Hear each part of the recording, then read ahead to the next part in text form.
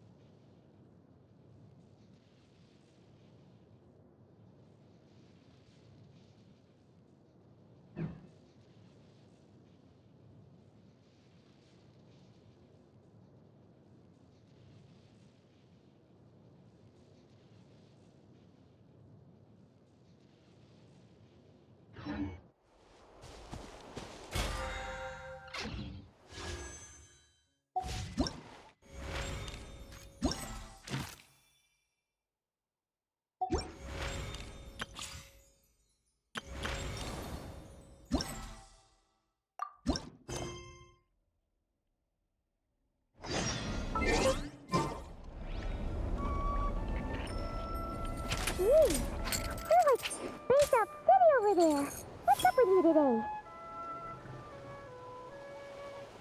You feeling okay? We've been traveling all over lately, so maybe you've come down with something. That's it. We're getting Baiju to check you over. In my role as champion duelist, my opinions do not matter. For when I draw my blade, I am but an instrument of Fontaine's law.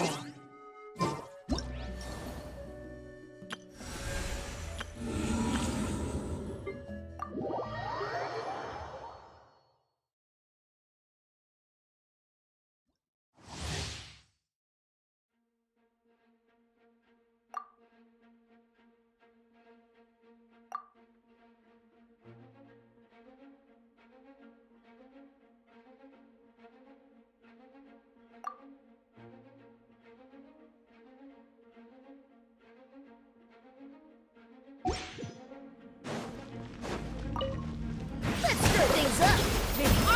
Spirit Blade! Enhanced Animal Module 70. Commencing cleanup! Pair! Frost is coming! Getting here! Forth, my blade, from whence you came! Thus saith the Animal Archer. Let's stand clear. Going under! Frost is coming! Pair! Frost is coming! Pair! West Wind. Swirl. Mark 2. Animal Test 60. Submit for judgment! Dead Reckoning! Getting here! Frost is coming! Oh! This should be fun. Thus saith the Animal.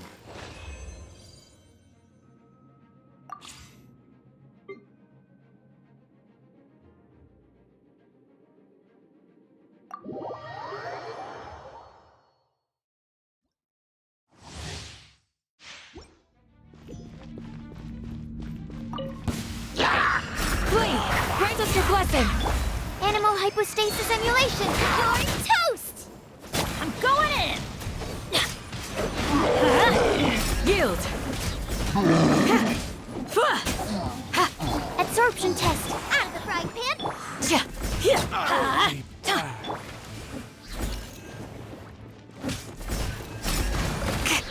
I'll be back.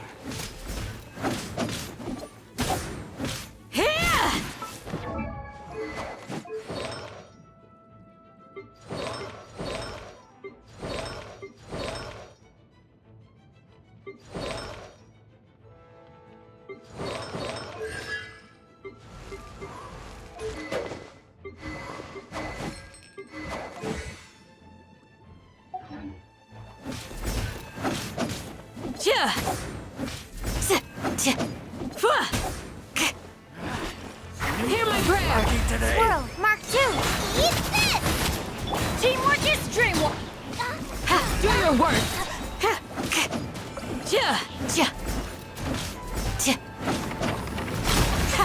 Too easy. Grant us your blessing. Nice and spicy. Let's light it up. Animal Test 6308. Enhanced Animal Mod. Hey, yeah! Everybody stand back. Flee.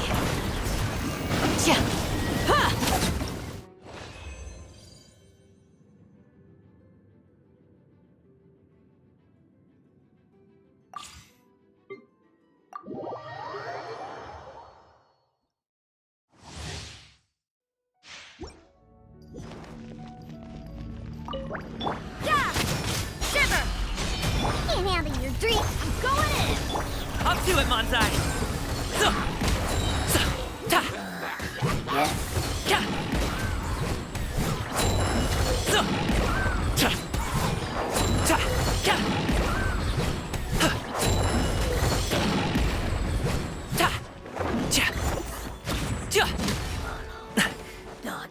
Judgment!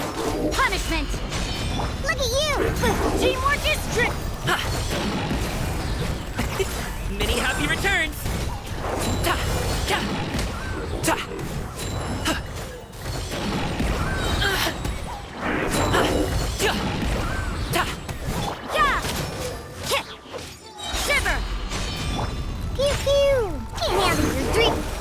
mighty mythical beast!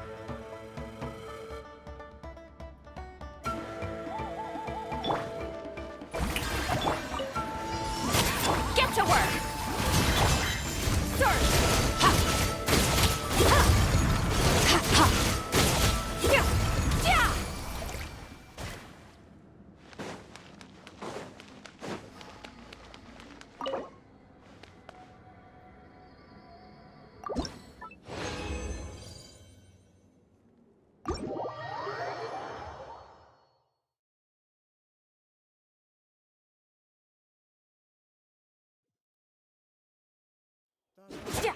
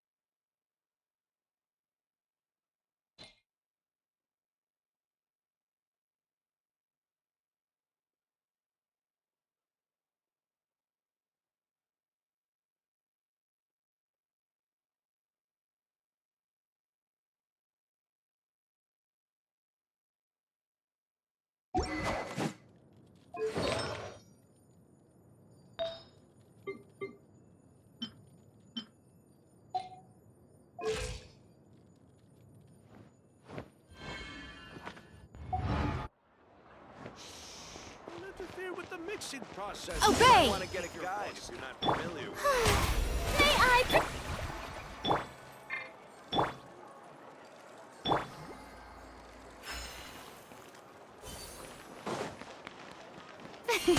Ah. the biggest one.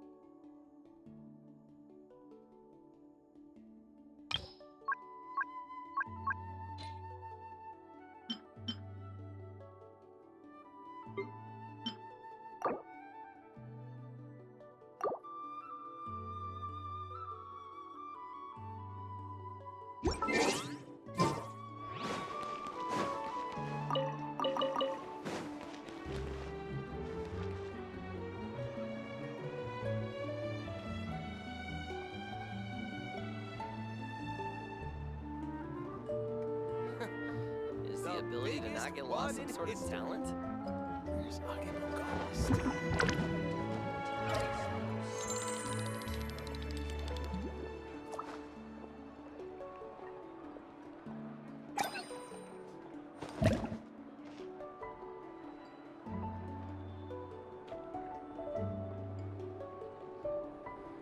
The biggest one in history.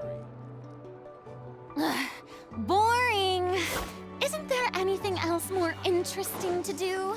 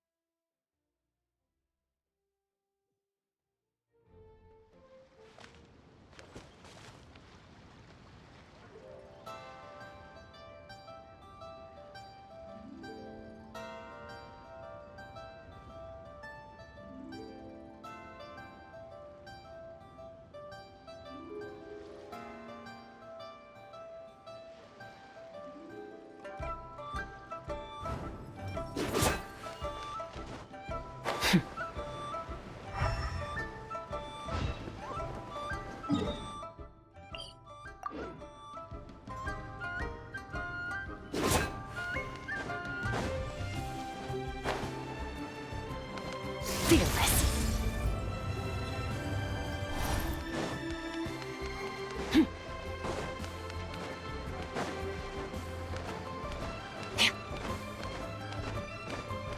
Oh. Baiju wasn't in his shop. Oh, you're looking for Dr. Baiju. He's resting today, but he said to send any patients to the back room. Ah, okay. Thanks. We'll head on through.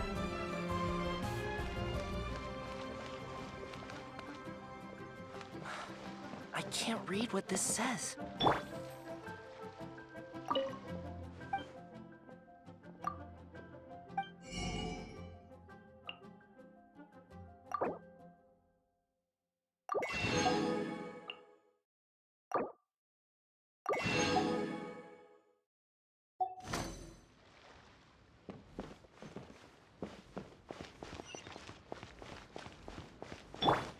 Please, show me your prescription.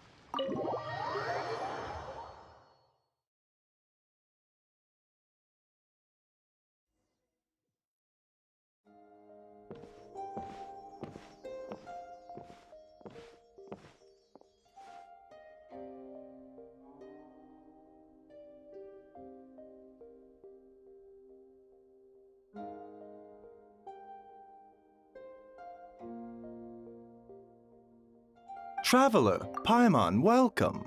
What can I do for you? It's the Traveler. She looks absolutely beat these days. She has these huge dark circles around her eyes, like she hasn't slept a wink. And she keeps spacing out. You have to call her name several times before she snaps out of it. What do you think it is? Is she sick?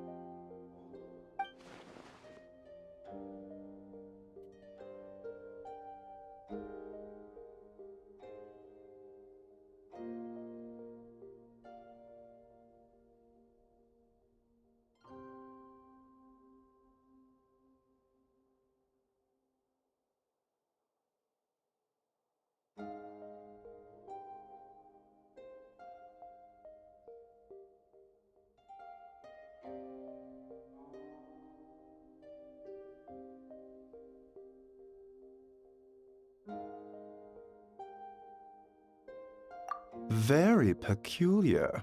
In all the time we've been acquainted, this is the first time you've come to me with a health complaint. Come, let me take a look at you.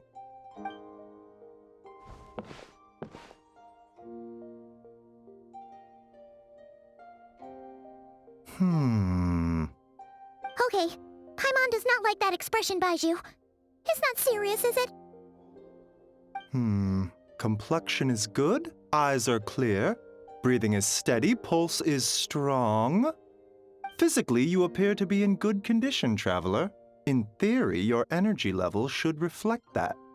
You should be feeling right as rain. Hence my concern. A clean bill of health is usually a good thing, but in this case, it likely means your situation is more complicated.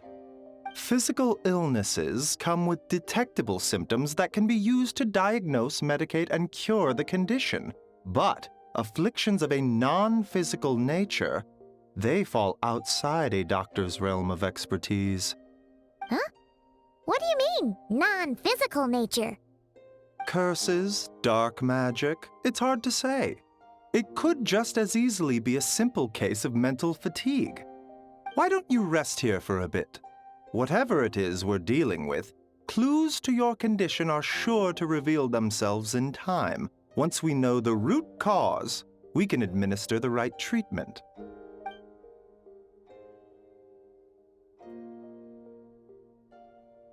In the meantime, Changsheng and I will review the relevant literature for afflictions that present with mental fatigue.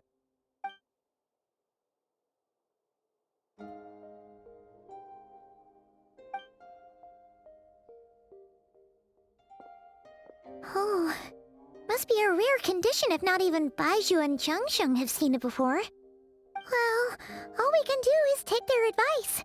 You look like you're about to collapse anyway. Just get some rest. Paimon will be right here by your side. Fingers crossed you'll be all better when you wake up.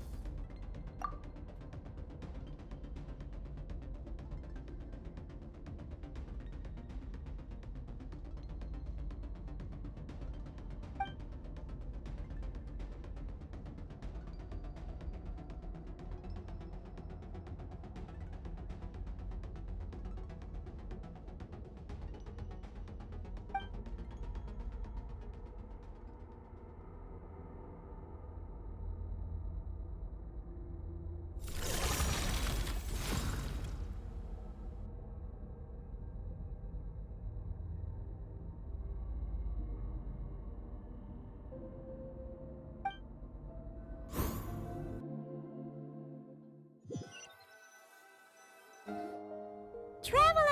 Traveler!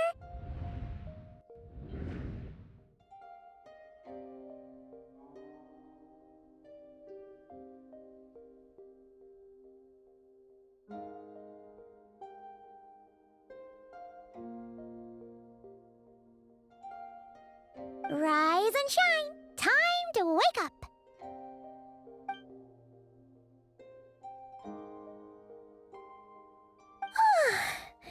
For once, you're making Paimon look like an early riser. It's already afternoon.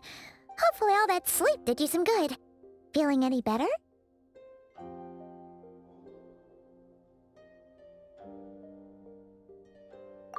A cut? What? Did you scratch yourself in your sleep? All right, let Paimon take a look.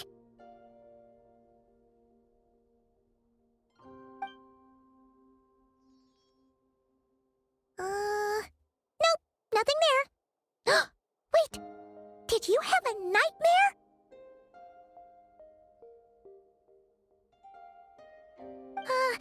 Okay, don't panic. Paimon heard that dreams tell us what we need by showing us the opposite. So, if you had a nightmare, maybe all you need is something to cheer you up. Come on, Paimon will treat you to something yummy.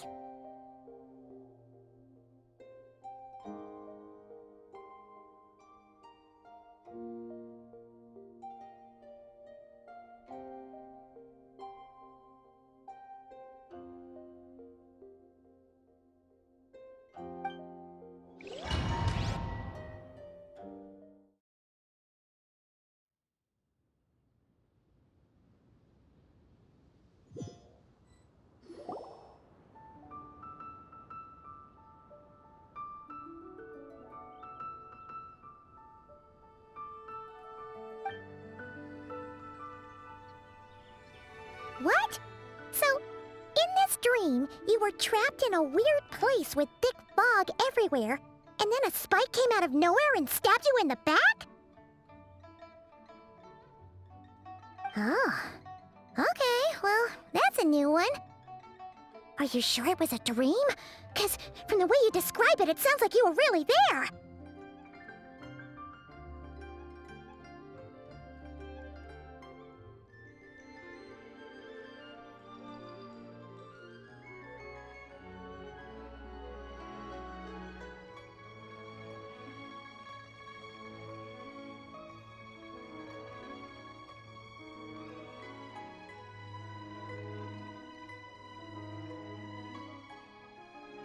But then again, you woke up right where you went to bed.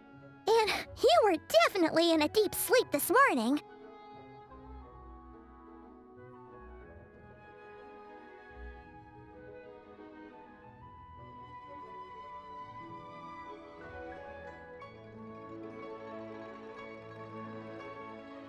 Then, it's decided. Paimon will stay up and watch over you tonight. If anyone tries to mess with you, Paimon will beat him up!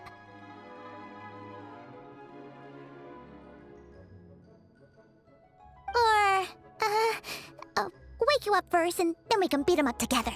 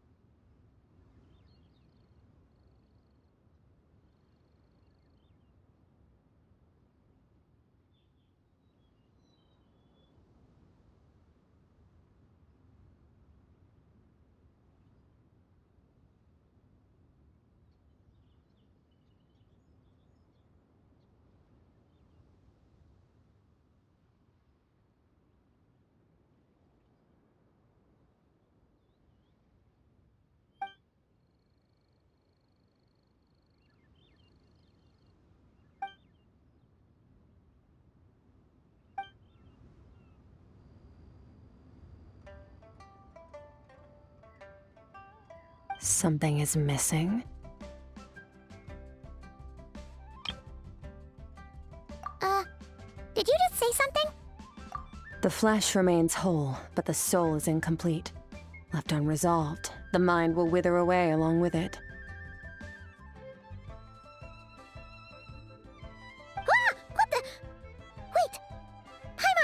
you? You're Child's master! Skirk?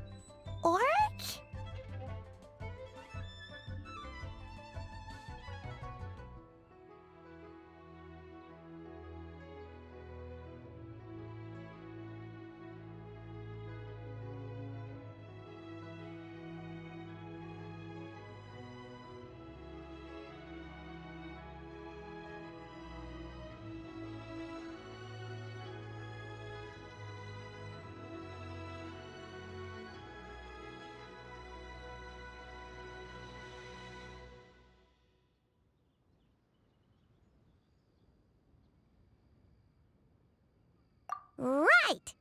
What are you doing here?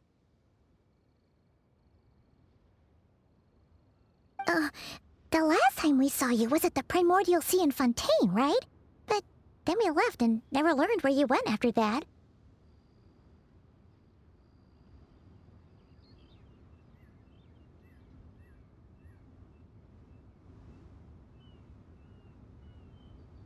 Child's been looking everywhere for you, by the way. What brings you to Wanmean Restaurant of all places? You came here looking for us?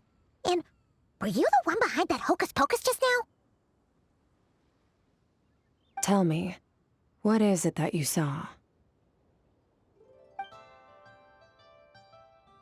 Tight-lipped, huh? I suppose that's fair. You, I'll take a glass of wine. Hmm? Oh, of course. Coming right up.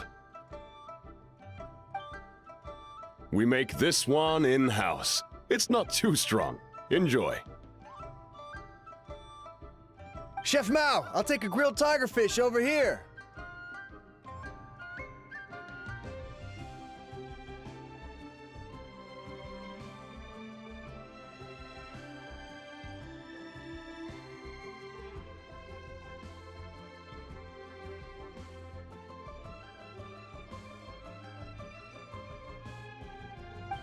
Coming right up. Ah, if I knew we'd be this busy, I wouldn't have approved Shenhe's vacation.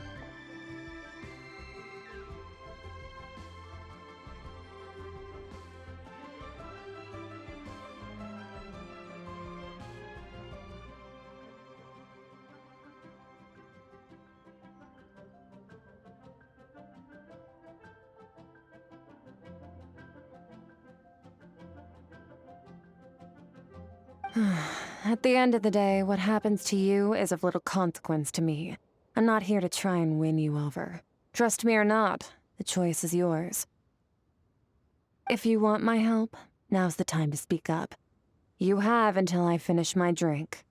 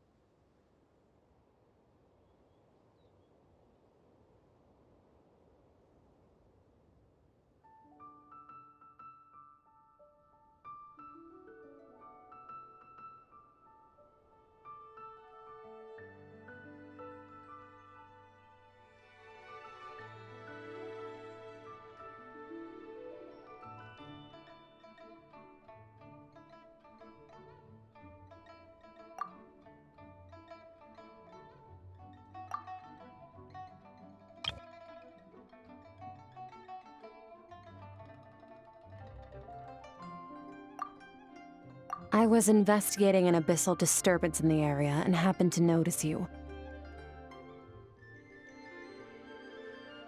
Part of your soul is damaged, and the wound bears traces of abyssal corrosion.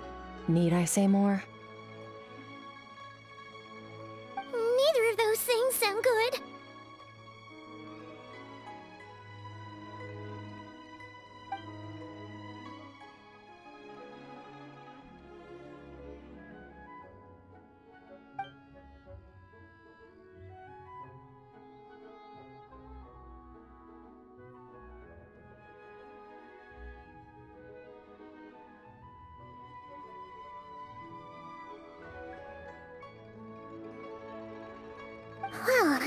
Should we trust her? She mentioned an abyssal disturbance. Maybe that has something to do with what's going on with you. But we could always find a different expert on the abyss to help us out. Yeah, and that thing she said about your soul being damaged is scaring, Paimon. Definitely something we should fix sooner rather than later. Skirk's an interesting one, that's for sure. But from what Child's told us, she doesn't seem evil, at least. 1, 2, 7, 10. That'll do.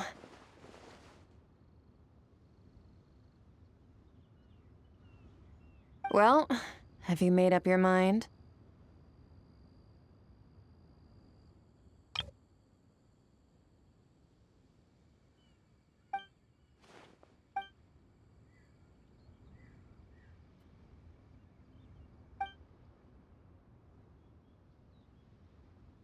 So, that's all we know, Miss Skirk. Ma'am, can you help us? So, you couldn't disperse the fog. I understand. Come find me in the Guili Plains when you're done here. Oh, and I left cash for the drink on the table. Settle the bill for me, will you?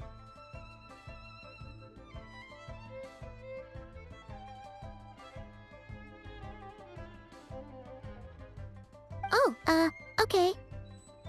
Huh? She disappeared!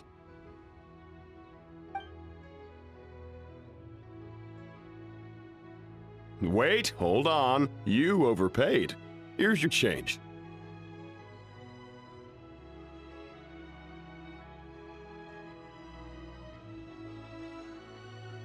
Oh, no. This includes the drink, so it should be the right amount. I didn't think you two ordered a drink. We didn't. It was that lady who came and sat with us, remember? You brought it out to her yourself. You sure? I could have sworn there were only 2 of you at that table.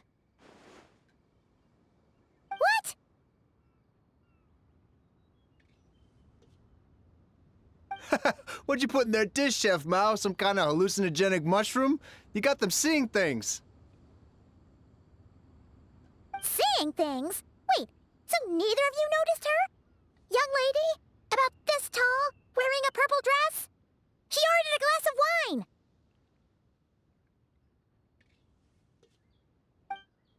Oh, now you mention it, that vaguely rings a bell. And it looks like I did open the wine jar, so it must have just slipped my mind. In any case, that settles your bill. Come again soon.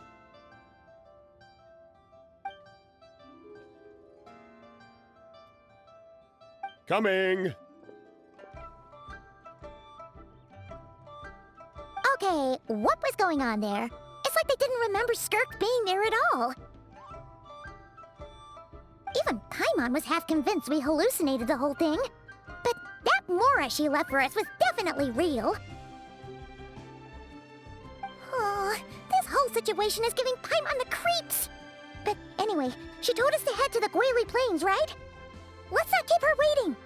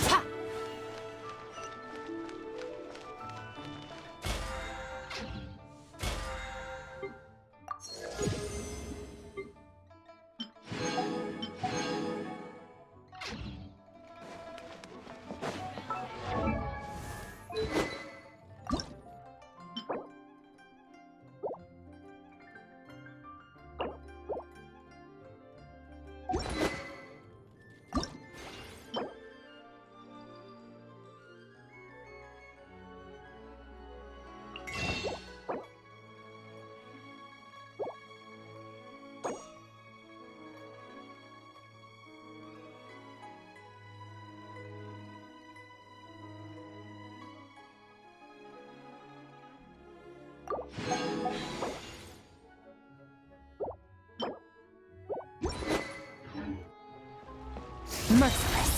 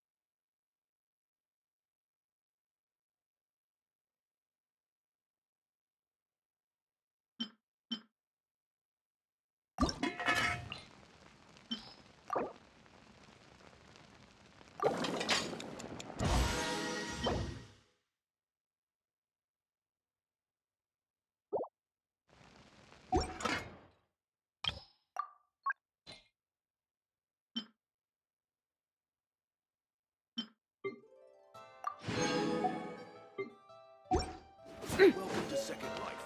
Satisfaction guaranteed.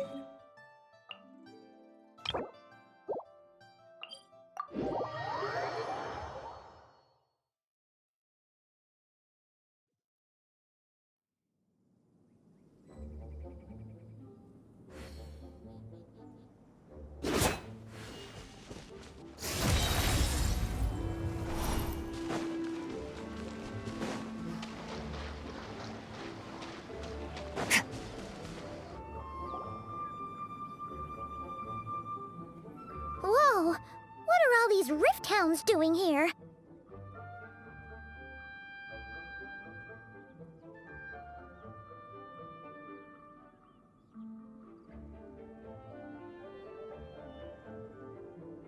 Huh.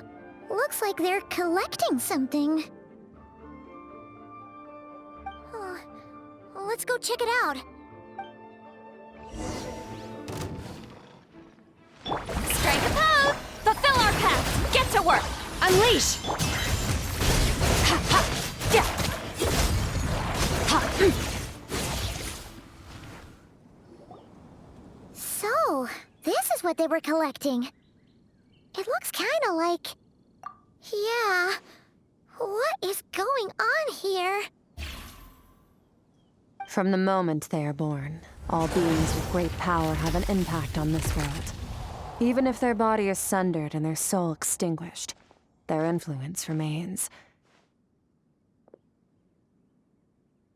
Gods are the most common example of that.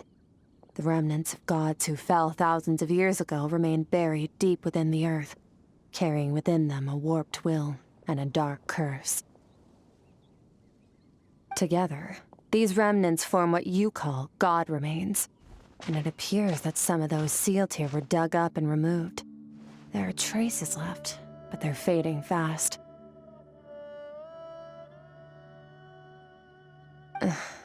What are you doing? Nothing! Just wanted to make sure you were... real? She's definitely not a ghost traveler. Paimon poked her, and she's solid.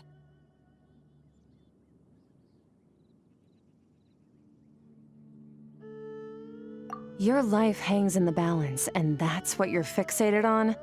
Strange set of priorities.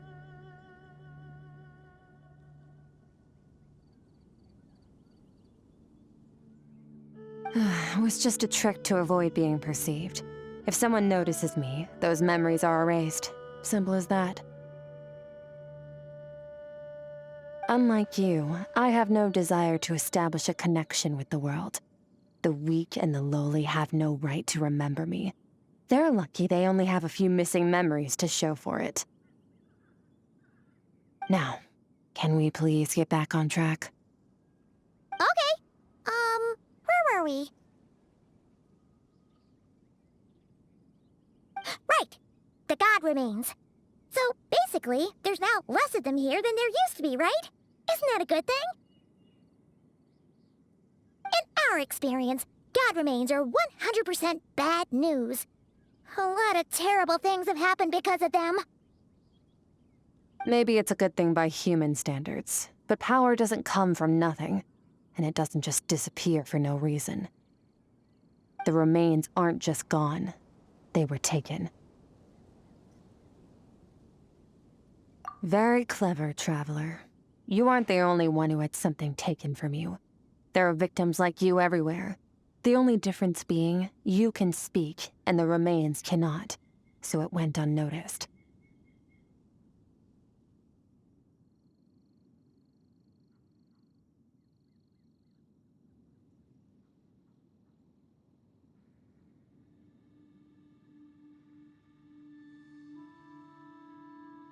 Something similar happened in Sumeru. Within the span of one night, countless consecrated beasts were slaughtered, and a large amount of the god remains buried in the desert went missing. Of course, god remains are just one of the targets. The culprit is chipping away at sources of power all over this world, including the Stella Fortuna above. Wait, you mean... the stars? Mm-hmm. 42 of them have died out in the past few months alone.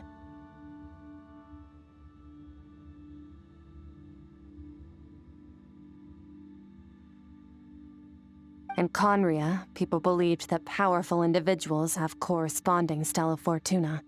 Even should that individual fall, their Stella Fortuna would not disappear, but gradually evolve into a new constellation.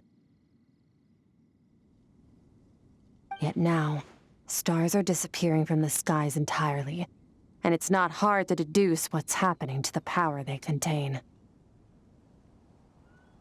Something has been leeching power from this world like a parasite steals nutrients from a host.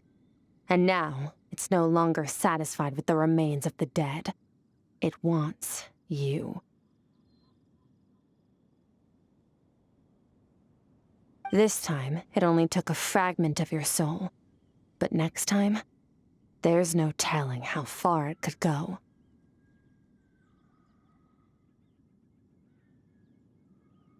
No one knows. All I know for certain is this. Getting back what you lost will not be easy. Considering how much power this entity has stolen, it must be a god-level being by now at least. But that's not the real concern. Souls are fragile things, and yours could easily be crushed if you go up against it. So you're gonna help us, right? We're going to help each other. You are my ticket to uncovering this thing's true identity. Well, great! You seem super strong, and you know a lot about the Abyss, so Paimon will take it.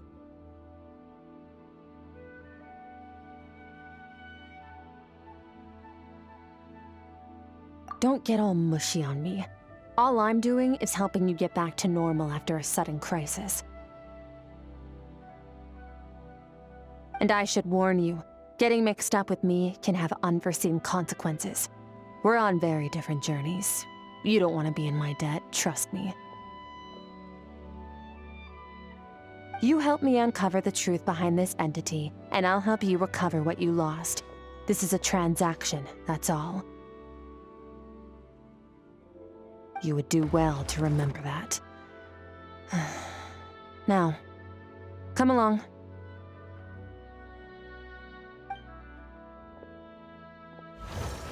Yeesh! You'd think she'd be a little friendlier since she's agreed to help us. But nope, she's just like when we met her in the Primordial Sea. So cold. Well, whatever. If that's how it's gonna be, then she doesn't deserve our friendship. What she does deserve is a super embarrassing nickname. Ah! Paimon's got it. Frosty the Lavender Melon! Serves that ice queen right! Anyway, the important thing is that we get that piece of your soul back. So, let's follow her and see what sort of plan she's got.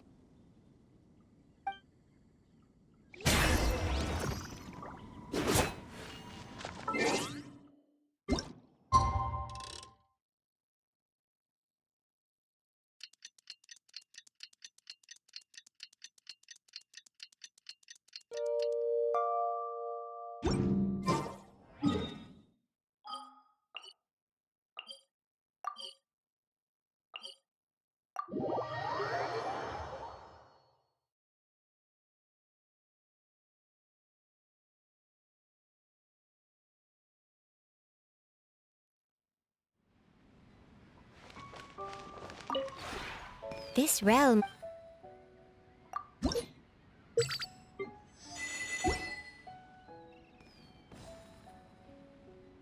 If you ever have any questions about...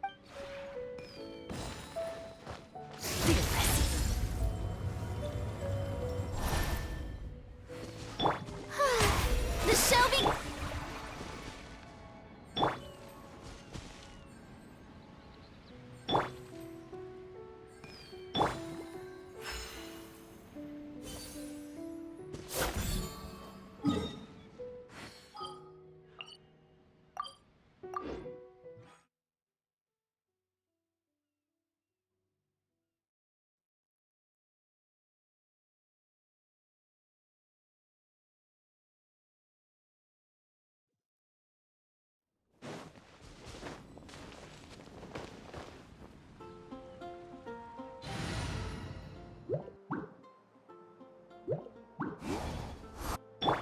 Merciless.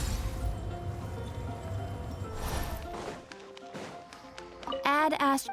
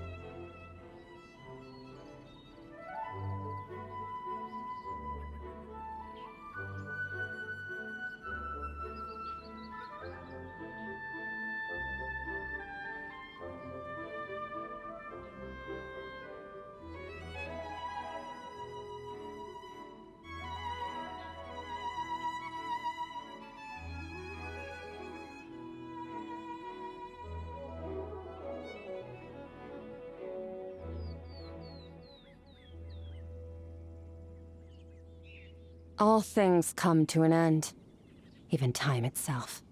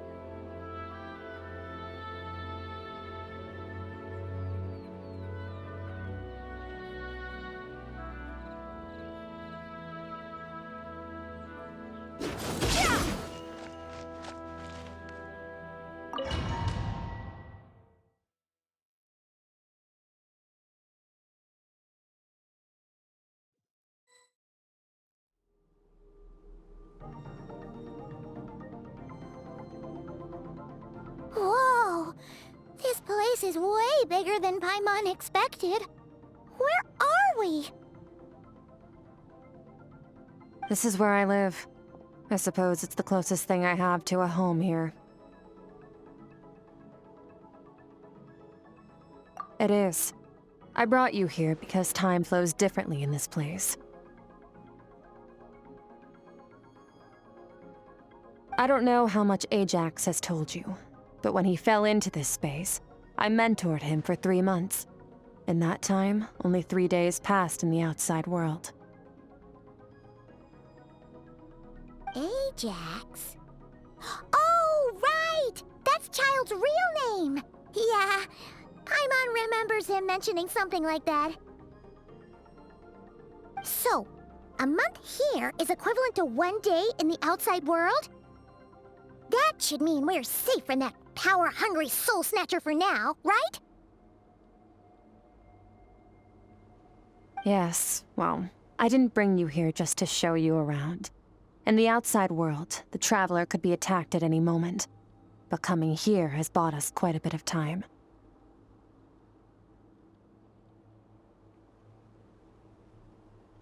Now, we just need to figure out how to investigate that place you saw, the one full of fog.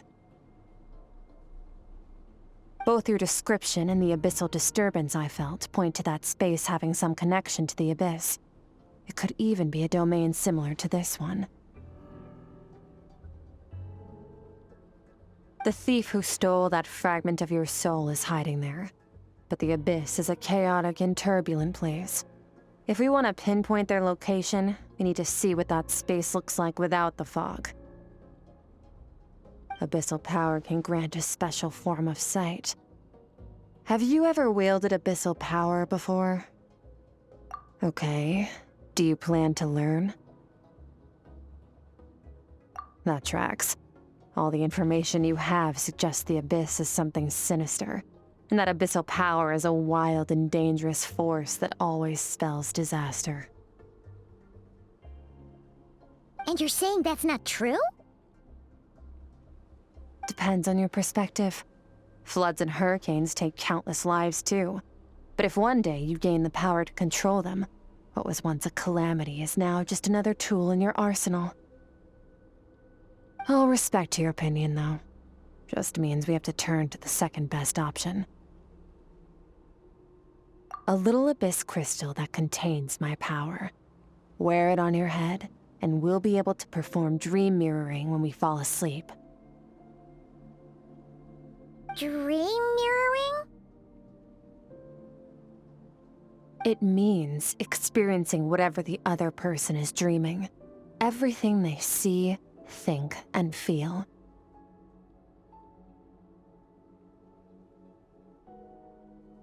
Since you haven't studied the art of using abyssal power, and have no plans to jump in the deep end right now, I'll have to do the investigating for you. With dream mirroring, every time you slip into a deep sleep, I'll see with my own eyes whatever scene plays out in your mind. Then, I can guide you through the dream environment, and we'll take back what was stolen from you. Huh. You make it sound so simple.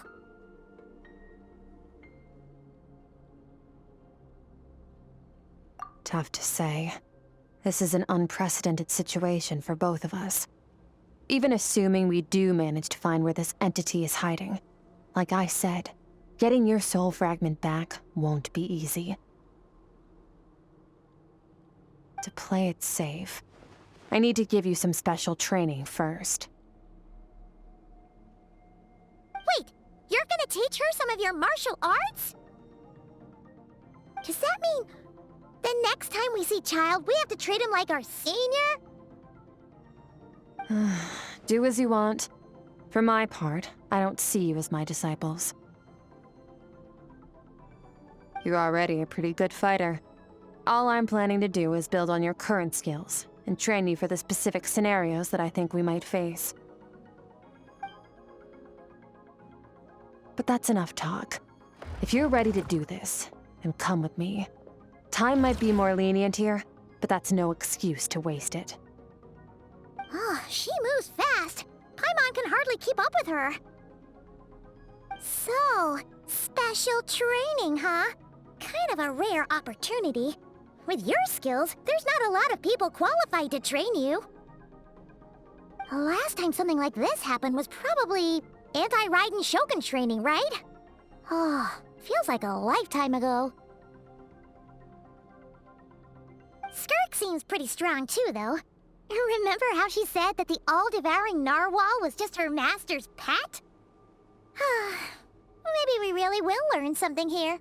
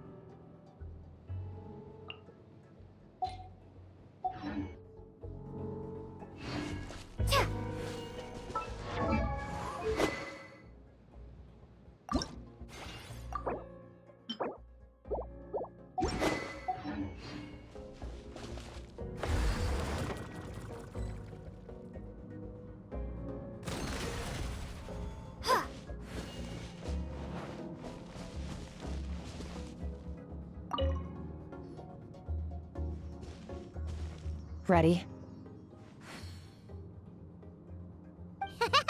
Bring it on! Your training will be split into 3 stages. Testing your blade work, elemental abilities, and reasoning skills. We'll start with blade work. You're no rookie in this area, so I won't bore you with the basics. During your long journey, you've no doubt sparred with a lot of talented sword fighters. Consciously or not, you will have picked up all kinds of techniques from them. You bet. There's Kaya, Master Jean, Kuching. Oh, and Kazuha, Ayaka. Yeah, we've met sword masters like you in every nation we've been through. You sparred with a bunch of them too, right? Nice to know it's all gonna come in handy now. Don't get too smug. In sword fighting, techniques alone are not enough. You need a cohesive system to bring it all together. A style or school of fighting. To use the human body as an analogy, your style is your skeleton, the foundation, the framework. Techniques are the muscles and other flesh attached to the bones. This is where your strength comes from.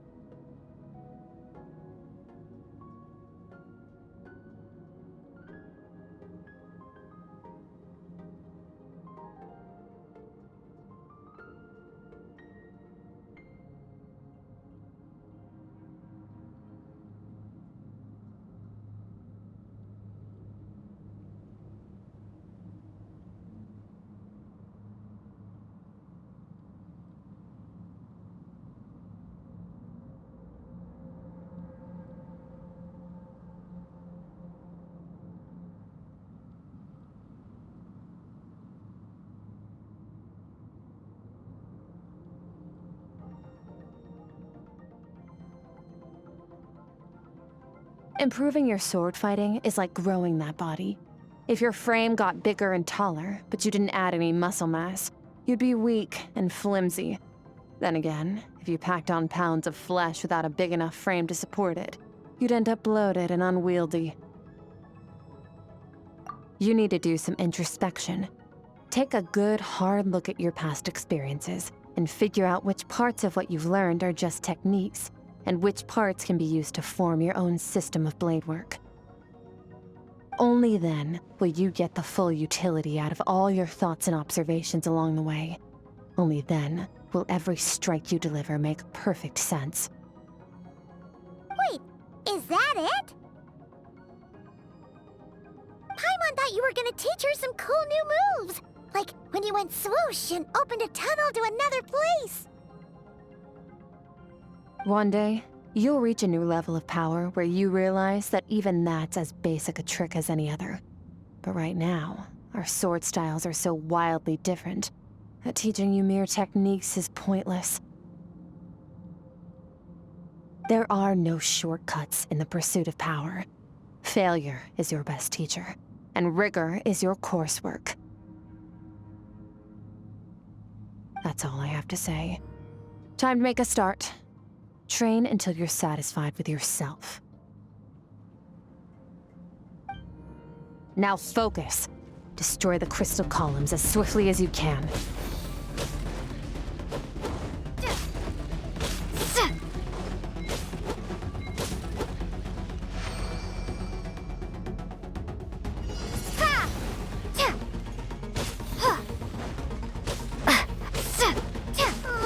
This is making Paimon's head spin.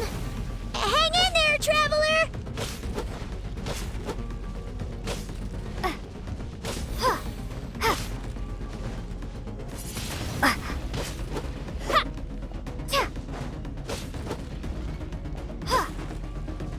Windblade!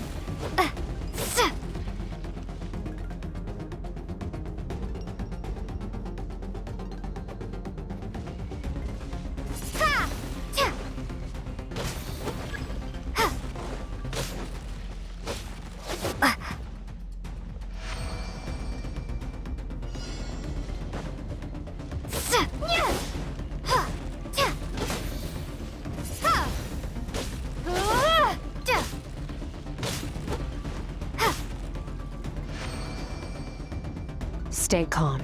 Use your head. You have to keep it together.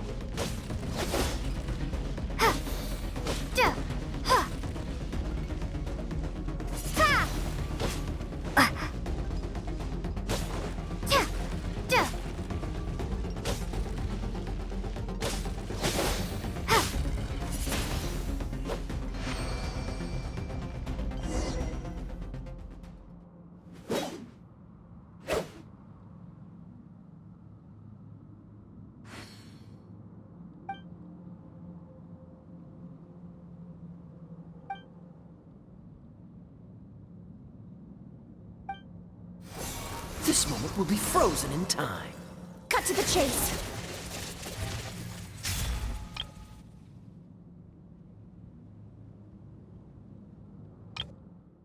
This moment will be frozen in time. Cut to the chase. Consider a moment of true mastery that you've witnessed in another person, and ask yourself, what lies beneath the surface? What's their guiding philosophy? What's their state of mind as they maneuver their weapon? Now take that and practice it right away with speed, skill, and strength, over and over, until your hand is one with your mind. This is the only path to true growth. Step on up. Dance with the waves.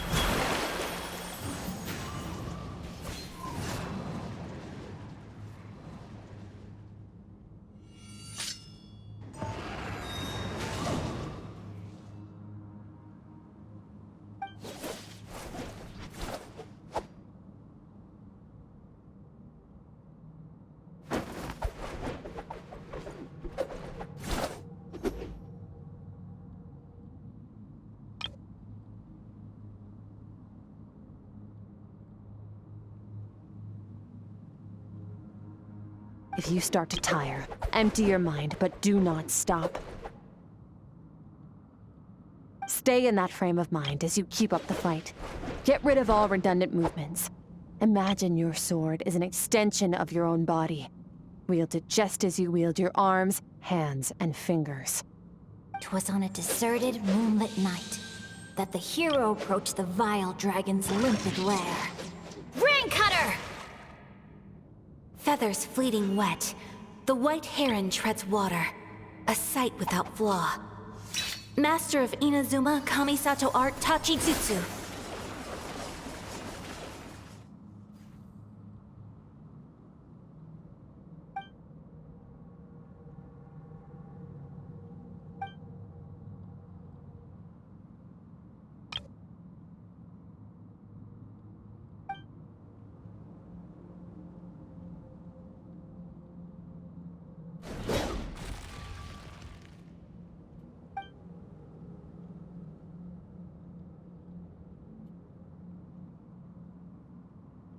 Huh. Looks like you've made some real progress. That concludes your training session. Awesome! Paimon knew you could do it! How do you feel? As you should be. Time flies when you're training hard. You've actually been going for several days now with no rest. Yeah, meanwhile Paimon's had a whole bunch of naps. But you were so focused, she didn't want to interrupt you. Go get some sleep. I'll be doing the same very soon. Let's hope you see that foggy place in your dream, so I can get this investigation over and done with.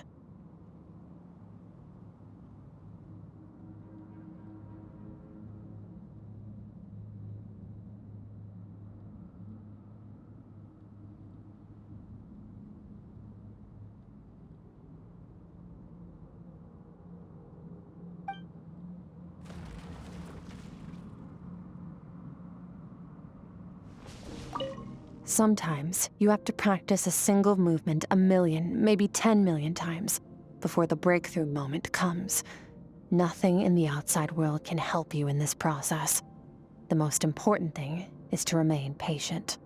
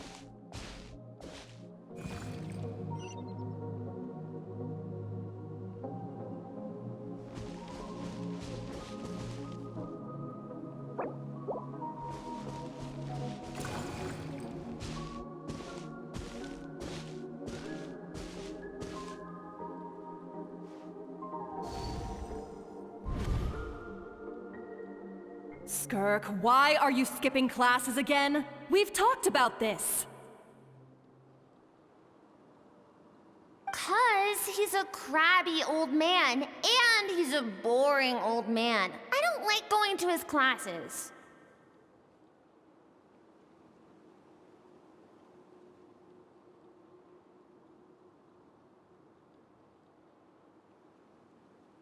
Excuse me! You shouldn't talk about your teacher like that! It's very disrespectful! All right, let's not get into a big fight about this. Skirk's learned what she needs. There's no point forcing her to sit through more classes if she doesn't want to be there. But I'd still love to hear about what you got up to yesterday. Why don't you tell your dad all about it? I went diving, and I saw this huge fish. I never knew they could get that big. It looked kind of dumb, though, with that stupid big fat head. I tried to shake its fin, but it just spat water at me. Oh, and today, I'm gonna go to that prairie up north. There's supposed to be this giant bird there that can spit fire. I bet if I climbed on its back, it could fly me all the way to the stars. Then I suppose your old dad should get one as a pet too. Otherwise, how are you gonna hear me call you for dinner up there in the stars? When it's time to eat, I'll come back on my own, Zilly. Anyway, gotta go. Bye, Mom. Bye, Dad.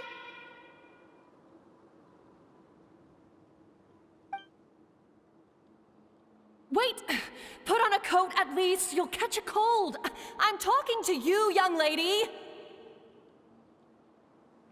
You spoil that child, you know. Ever since that merchant ship arrived, she practically lives outside. Always going on about exploring the beyond one day, whatever that means. Let the kid do what makes her happy. Besides, we both know you're all bark and no bite. Come on, our little adventurer is gonna be hungry when she gets back. Let's get started on dinner.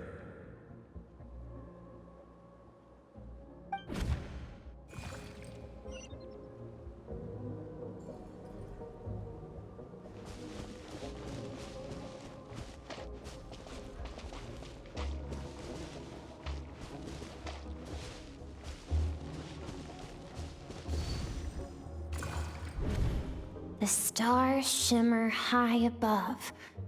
But what lies beyond the stars? Mountains as far as the eye can see? An endless snowy plain? Or maybe buildings taller than the sky, like the people from the merchant ship said? I can't be the only one asking these questions. The universe is fascinating. If only I could meet some other people like me. We could set sail together and explore every corner of the world. I'm sick of being a kid. There's so many amazing things out there, and I'm ready to see them all. But for now, I'm starving. Better get back.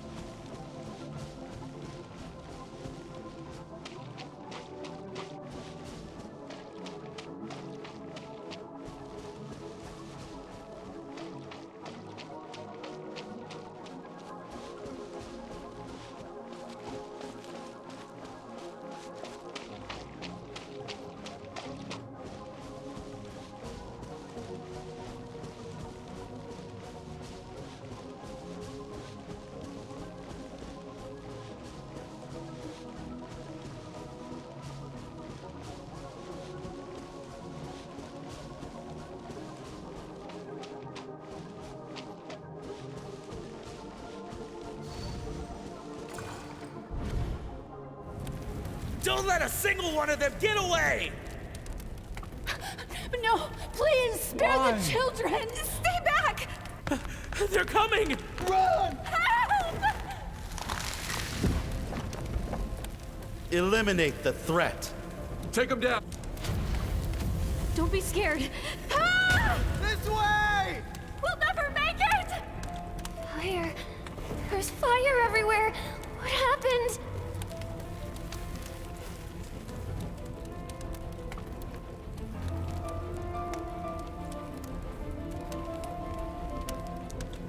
I told you we shouldn't have trusted these outsiders!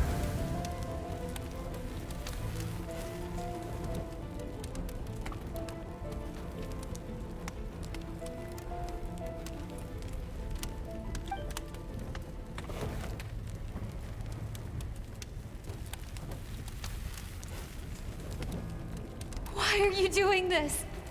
What did we do to deserve this? We welcomed you with our finest food and drink, showed you the best our home has to offer, gifted you cloth dyed by our own hands.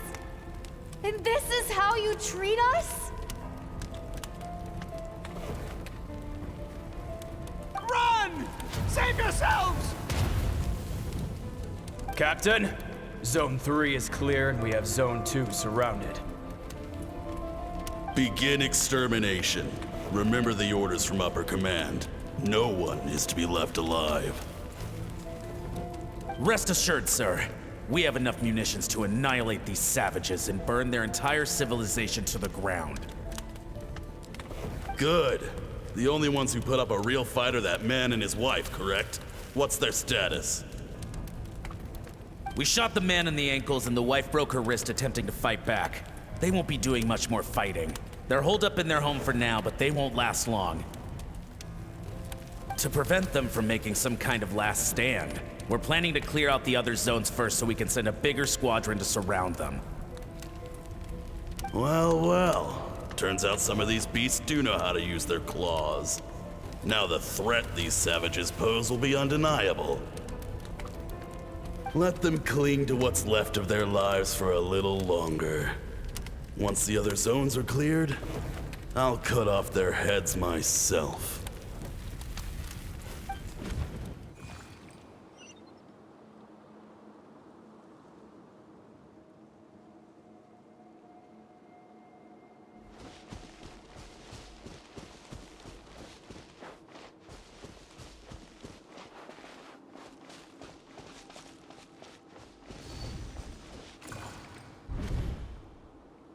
Dad? Mom? Skirk, you're all right? Thank heavens. I'm so happy to see you, sweet girl. But you need to go. It isn't safe here. They'll be back any second. What happened? You're bleeding a lot. Dad? Mom?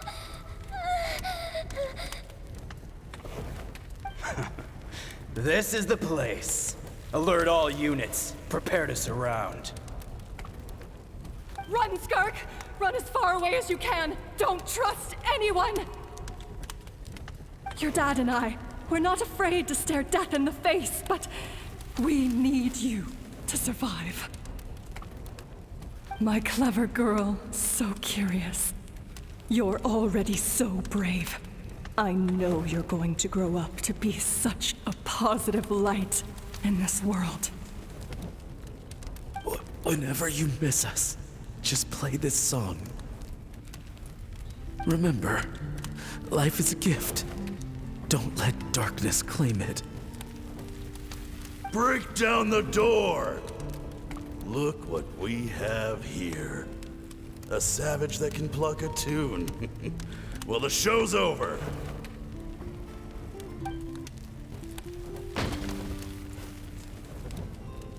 You! Stop singing! Shut it!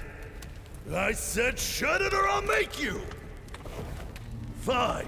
Have it your way!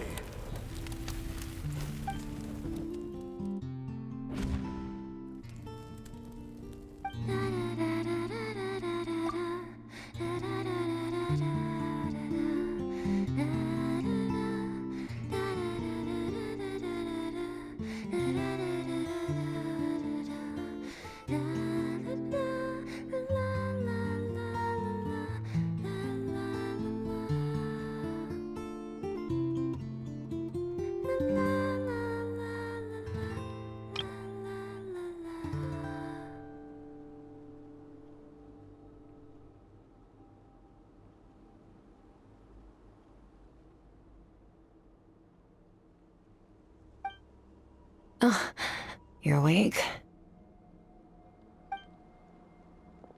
I found a few clues while you were asleep, but it's only a start.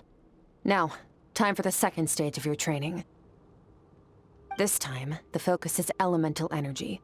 Come find me when you're ready to begin.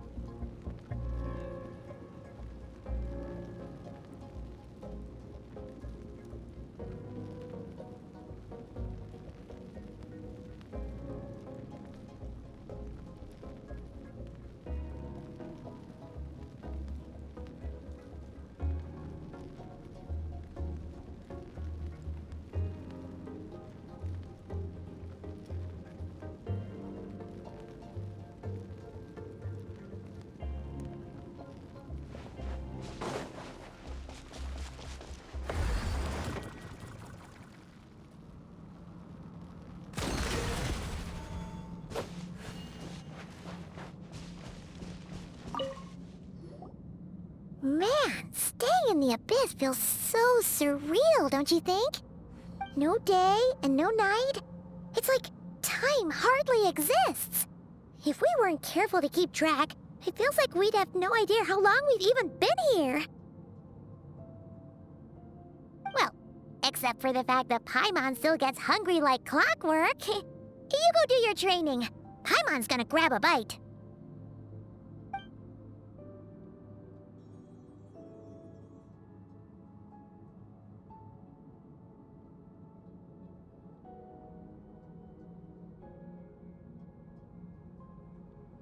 The way I see it, the pursuit of power is divided into 3 stages.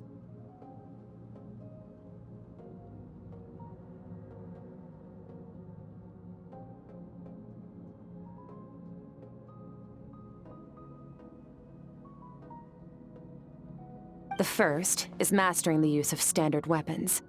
Next is learning how to harness natural energy. And after that, you're free to challenge even higher dimensions. The natural energy of Tevat is, of course, elemental energy.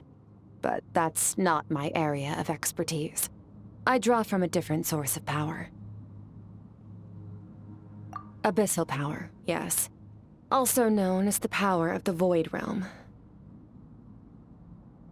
My master, Sertologi, is a true expert in that area. After all, he was one of the group of 5 that infamously stole the all-encompassing power of the Abyss. An act for which the people of Conria gave them the epithet, the 5 Sinners. The elemental energy of Tevat, on the other hand, is derived from the power of the Light Realm. These 2 forms of energy exist in direct opposition to each other. Suffice to say, there's not much I can teach you this time. A keen observation, traveler. Call it respecting local norms. The Abyss stands in direct conflict with the will of this world. So, to make my life easier, I disguise my power to make it appear cryo-like in nature. It's a technique I learned from some Conrian ruins, known as the 7 Shifting Serpent. If you ever change your mind about delving into abyssal power, I can teach it to you. So I've heard. You seem to have a knack for removing abyssal power. But is purification really what's going on there? Like I said, power does not simply disappear. Just thinking out loud. Let's focus on your elemental training. That's what's gonna help us if the situation gets tricky. True growth comes from adversity, but only if you make the choice to pick yourself up again every time you fall. So, it's time to push yourself to the limit, and then keep pushing. This is the only way to advance at pace. Use the power of Animo to clear the field as fast as you can. Windblade! Ha!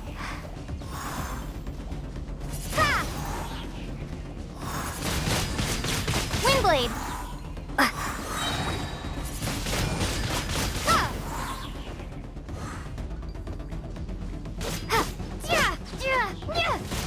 Yeah!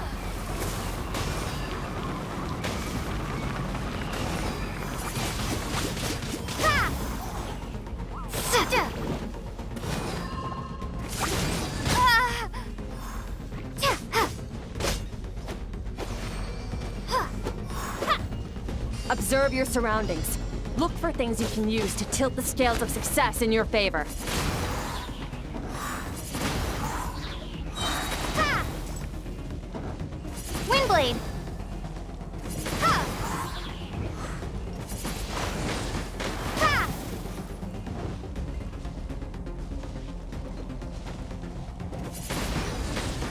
Ha! Be gone!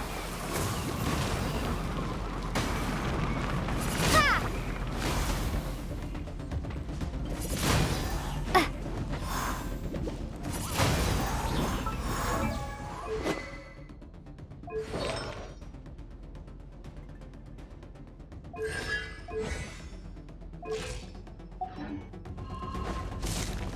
Windblade!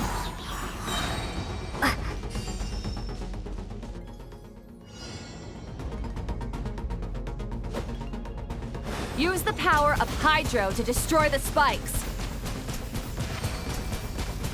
Go! Faster! Don't give them a chance to strike you. You need to be quicker than you were in your dream. You can't afford another injury like that.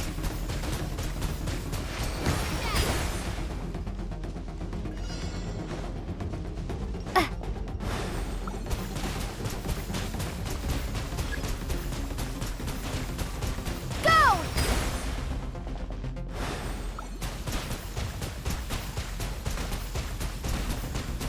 Water jet! Water jet!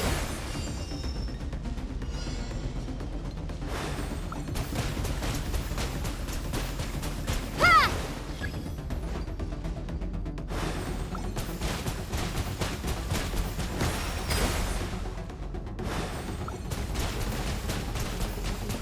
Go!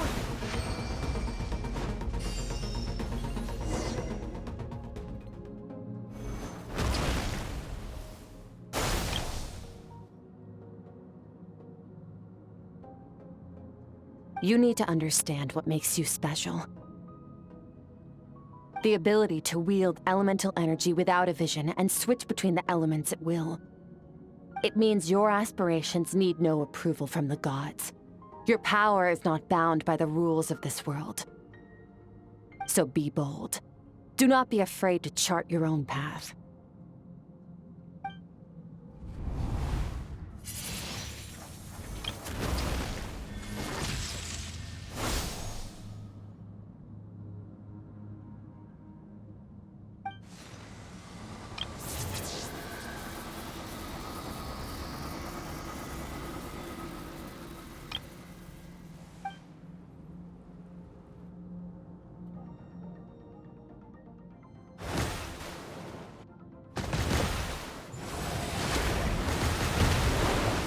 Very good. It seems you've reached a deeper level of connection with the elements. Long enough for you to lose yourself in your training, which is a good sign. Relentless practice with the elements has drained all your strength, but it's also what allowed you to make progress. Get some rest. When you wake up, we'll proceed to the final stage of your training.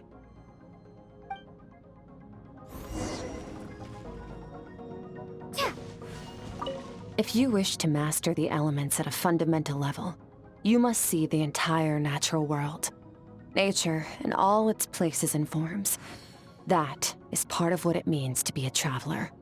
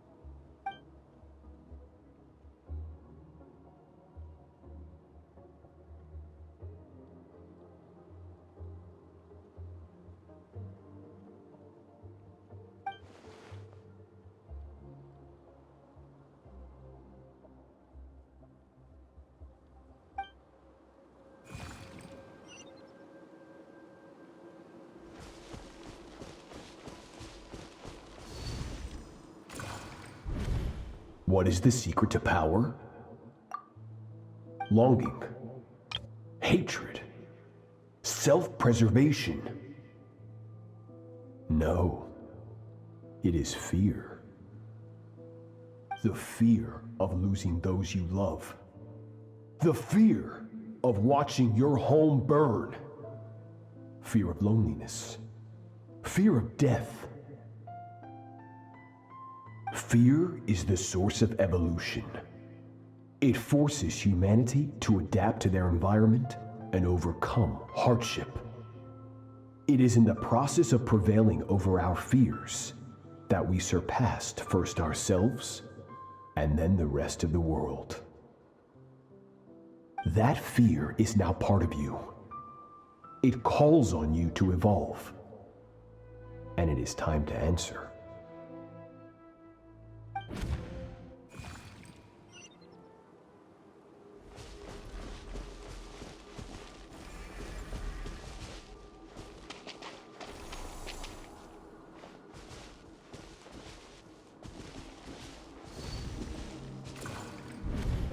Any minute spent missing home is a minute wasted.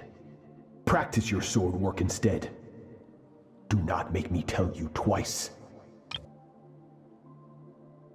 But, Master, I can barely lift the sword anymore. If I keep going, I feel like my wrist is going to break. So it has not broken yet. Then pick up your sword and keep practicing until it breaks. I want to hear the cracking and splintering of bone. After all, bones can always be reset.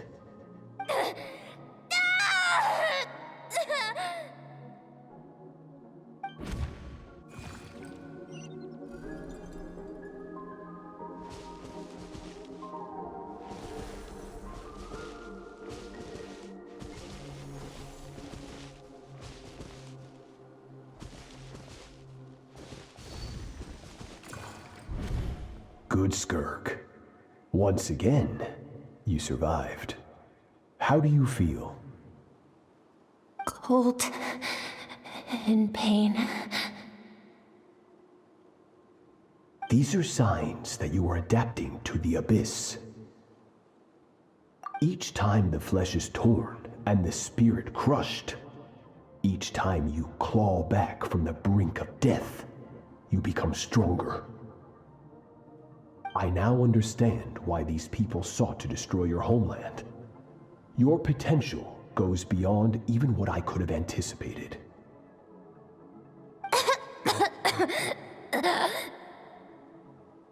But you still have much to learn in your pursuit of strength. Your mind is rife with distractions. From now on, I shall show no mercy in your training.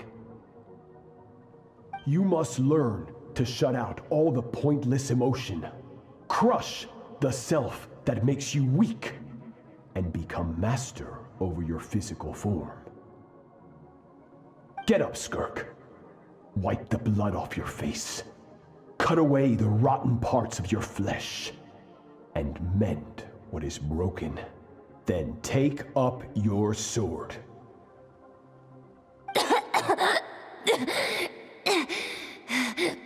Yes, Master.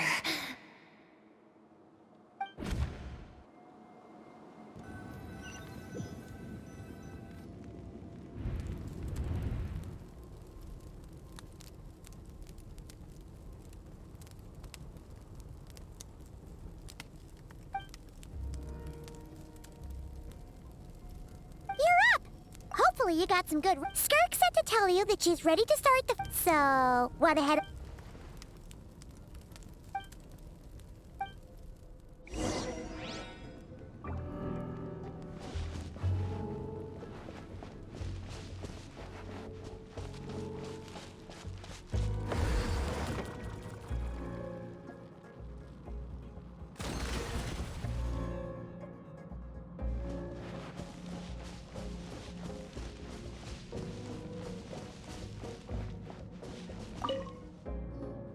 From your training so far, you have gained a better command of the sword, and more control over your elemental abilities.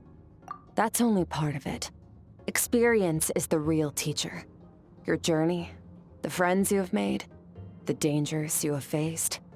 These have taught you more than I ever could.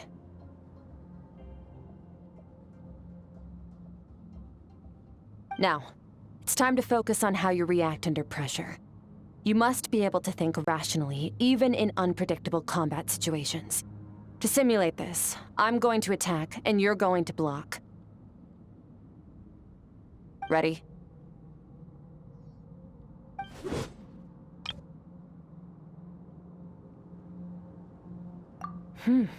Not bad. That defensive stance looks near unbreakable. Just like your brother. Oh, that reminds me. You still don't know what happened to him, do you?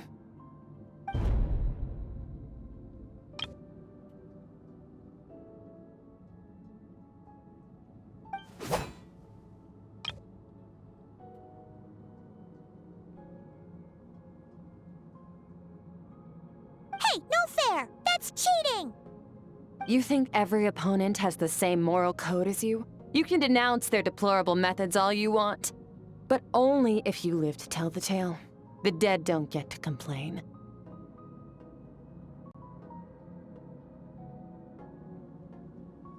Strong emotions will always arise in combat. Anxiety, anger, fear.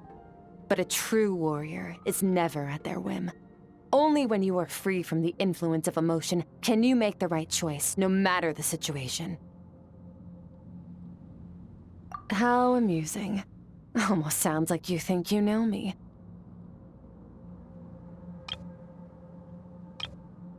But you don't. You can choose your own path. We are not the same. Let's begin. Try to use reason over emotion. Make the most rational and advantageous decision in any given moment. This is your final training session. Look alive.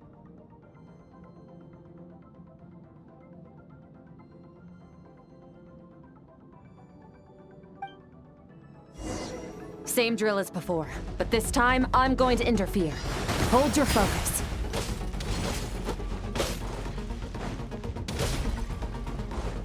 Water jet! Water jet!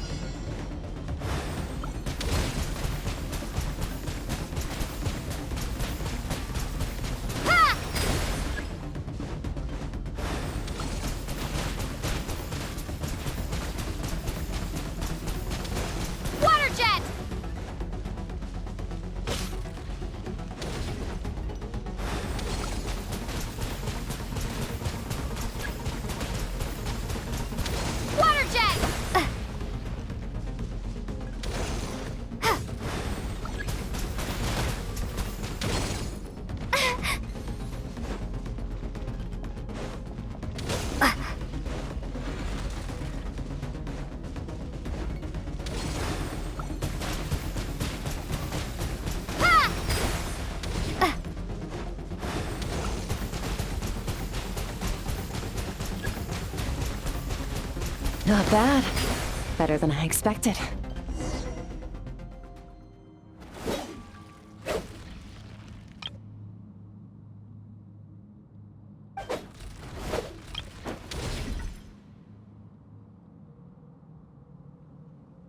You're getting the hang of it. The first step to controlling your emotions is controlling your mind. You want a unified train of thought. It all comes down to focus.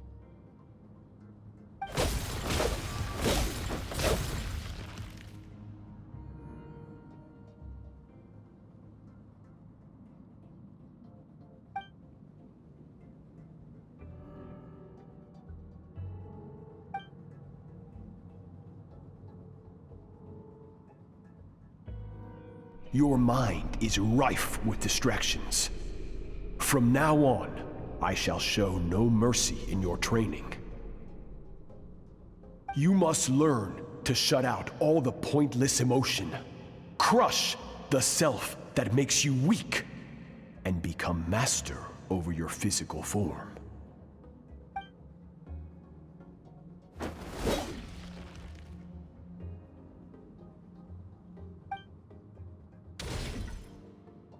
Stop. Let's pause here. One look, and I can tell your mind has wandered. That's to be expected. There's a limit to how long a human being can concentrate on one thing. Staying calm and focused sounds simple in theory, but in practice, it's more demanding than sword work or elemental abilities.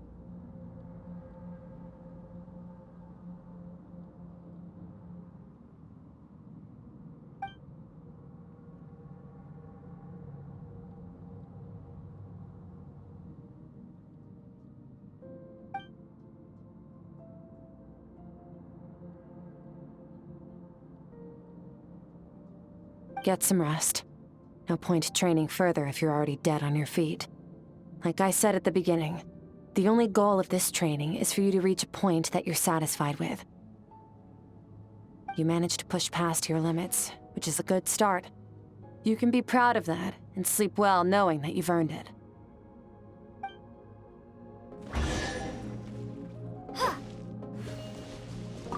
Warriors will train day and night to perfect their skills. But when the battle comes, their fate may be decided in a matter of minutes.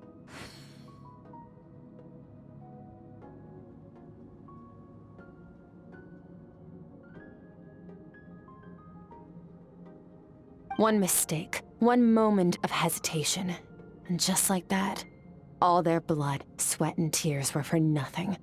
You need to push yourself to perfection, or you might not even live to regret it.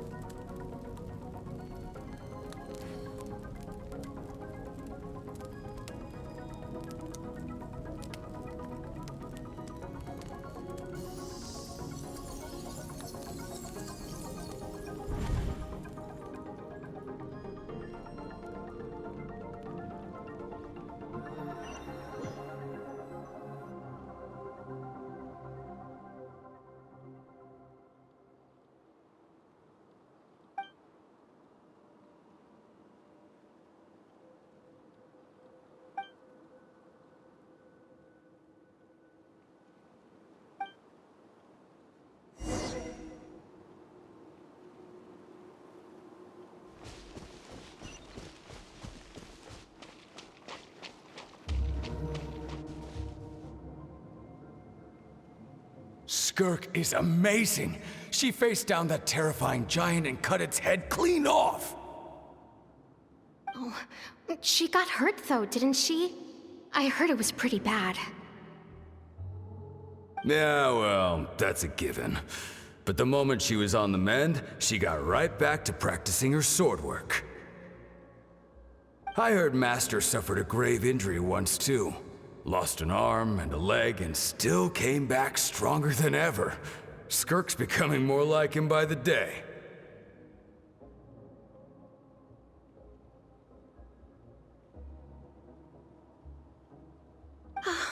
Incredible!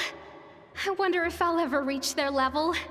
They're always so resolute, so unshakable.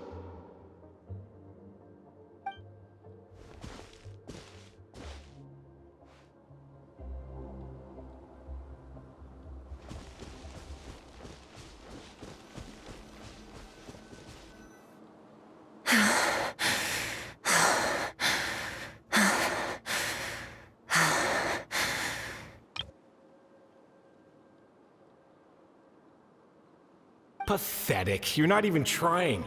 You're so much weaker than you think.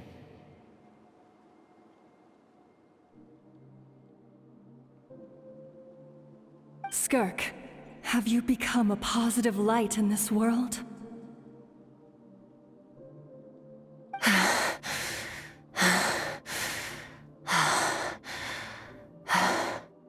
Do you even remember how many of us perished in that fire? How many bodies were left to rot on the scorched earth? Yet you alone live on. Keep your gaze fixed on your blade. You don't deserve to rest. I have so many questions. I just want to jump in a spaceship, explore the whole universe, and get answers from the stars. I just need to wait till I'm grown up. Then I can do anything. Now, you must bid farewell to who you were in the past and become someone stronger. Run! Skirk! Run! Only death awaits us here. Keep running, and don't ever look back.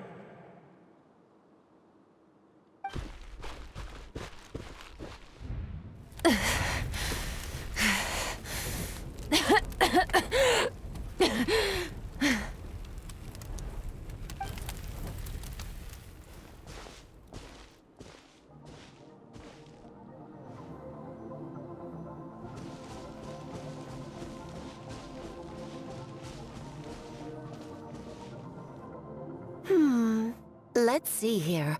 First things first, you need a new identity. Going around telling people you're from somewhere beyond the stars won't do, now will it? How about saying you hail from beneath the earth instead? As the Conrian saying goes, venturing out into the universe and down into the abyss are the same in that both are braving the dark unknown. Well, I'm a visitor on this planet, so I'll follow the rules.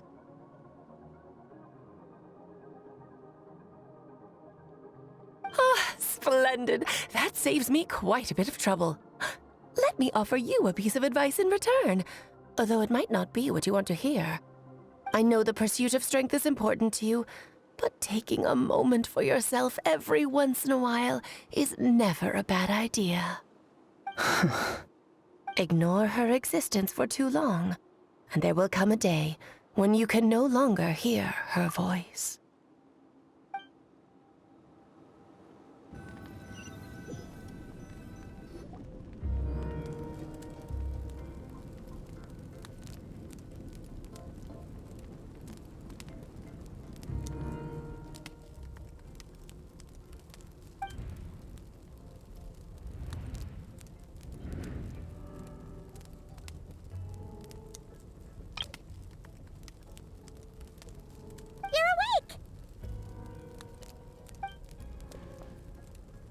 Be starving, right? Ta-da! A barbecue feast just for you! Of course you are! That's why Skirk and Paimon got this all ready for you. Dig in, before it gets cold. Ah, well, if you're around someone long enough, it's bound to happen. Plus, Skirk can cook. So, Paimon decided she can forgive the whole Ice Queen thing. Paimon's not one to hold a grudge. Here's an idea. Let's save the chit-chat until after the meal.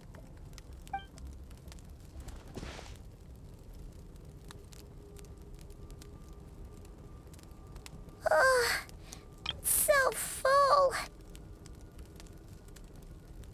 Okay, it's Paimon's turn to sleep now. Wake her up when it's time to go.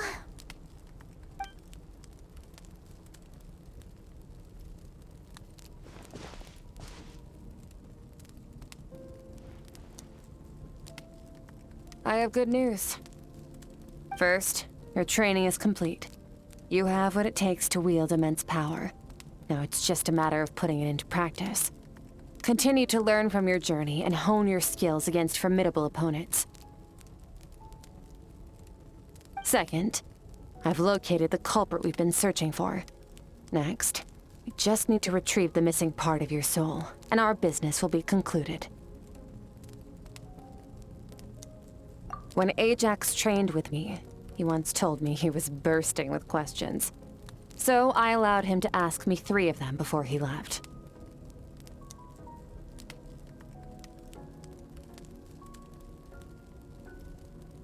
You and I may never meet again, Traveler.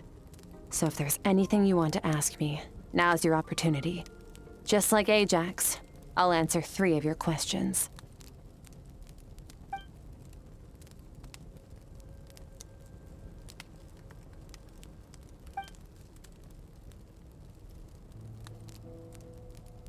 Okay, not the angle I was expecting.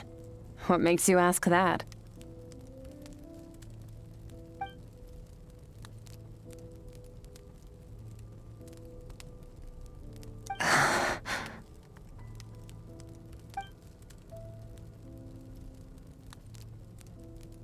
I knew that was a possible side effect.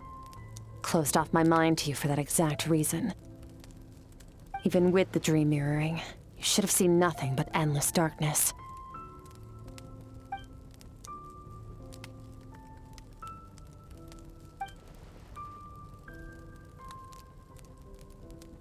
Whatever. Must have been a flaw in my execution. I shouldn't be too surprised. Due to some recent circumstances, my self-control has been lacking as of late. Since you've seen what you've seen, there's no reason to hide the truth. All I ask is that you keep it a secret. No, I'm not from Tevat. I'm from a different planet. And there was a time when I journeyed through the stars.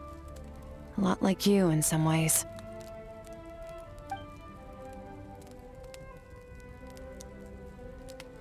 No, we're different in that respect.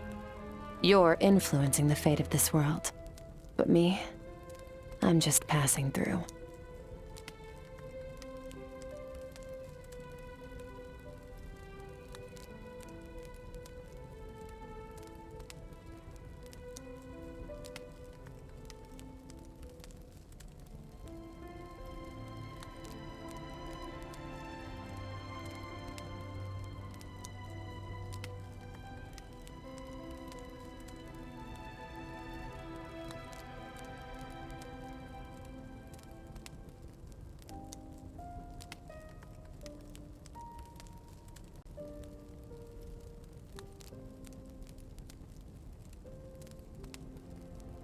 Several hundred years ago, my master, Sertologi, opened the border between worlds and sent me here.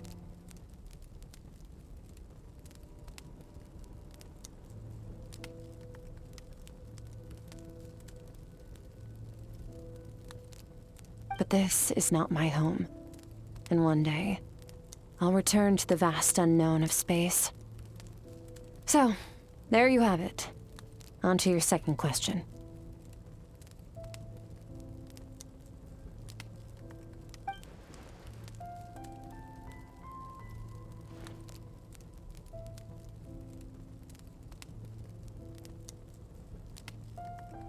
To become stronger.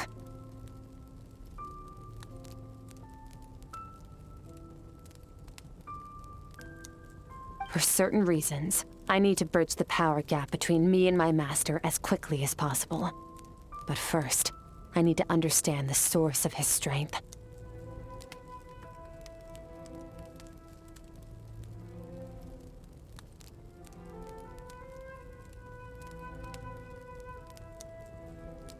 To do that, I need to follow in his footsteps. Walk the path he once walked. And somewhere along the way, I'll find out how to defeat him. That is my sole focus and purpose.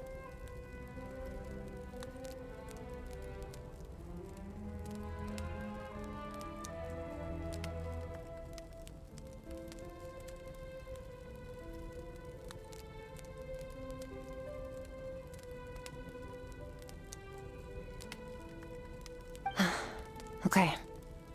You have one question remaining.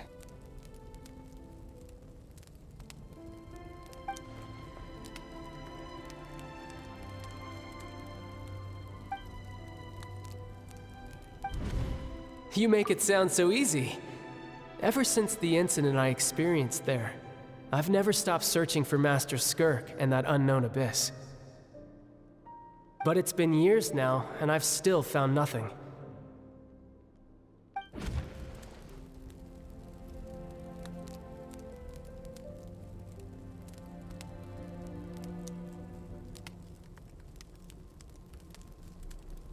Well, your last question?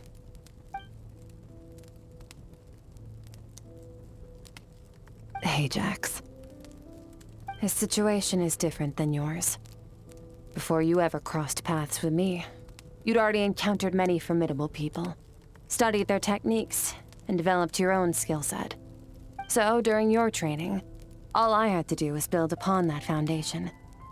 But Ajax was so young when he came to me. A complete blank canvas. Children can't help but imitate their role models. In the long run, that would only hinder his growth. Once Ajax has enough strength in his own right, I will allow us to meet again. Until then, let that motivate him to reach his full potential.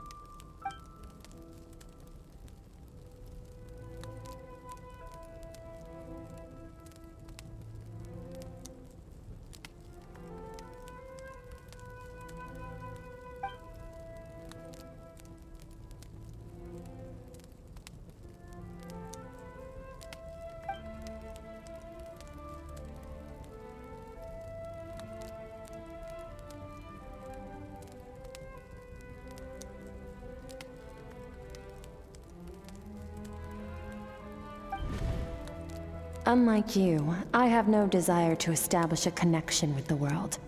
The weak and the lowly have no right to remember me. They're lucky they only have a few missing memories to show for it.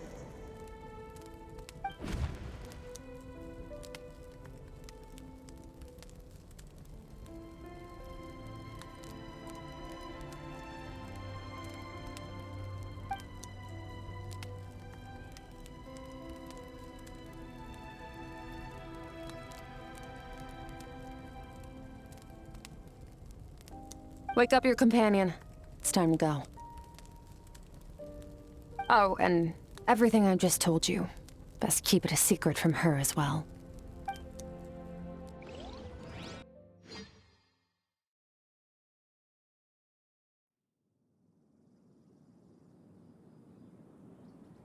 Time to go.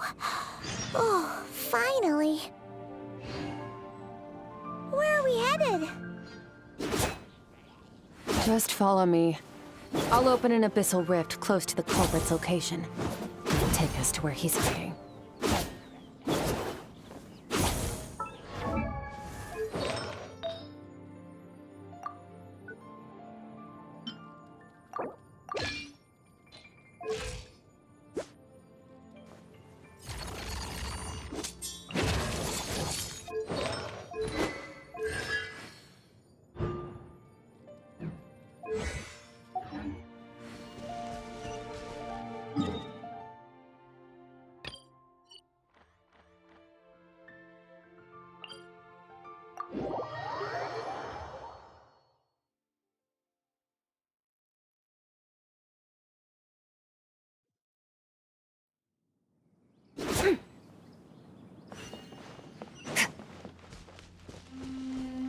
Extinguished!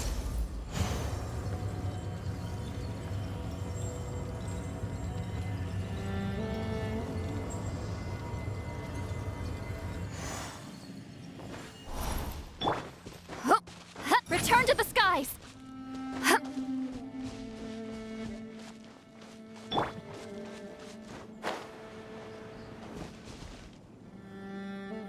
Wait, this is near the chasm, right? Yes. If we enter from here, we'll be able to reach that place from your dream. You have some experience with abyssal domains by now, but still, this is someone else's territory. Best to proceed with caution. Don't worry, Paimon's an expert at hiding behind other people for safety.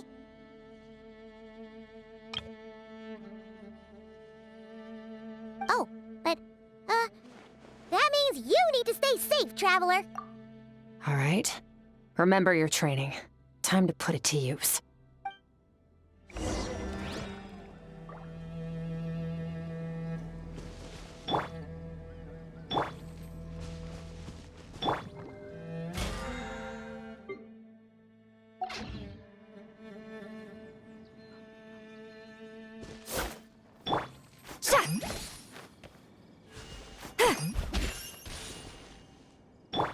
Manifest!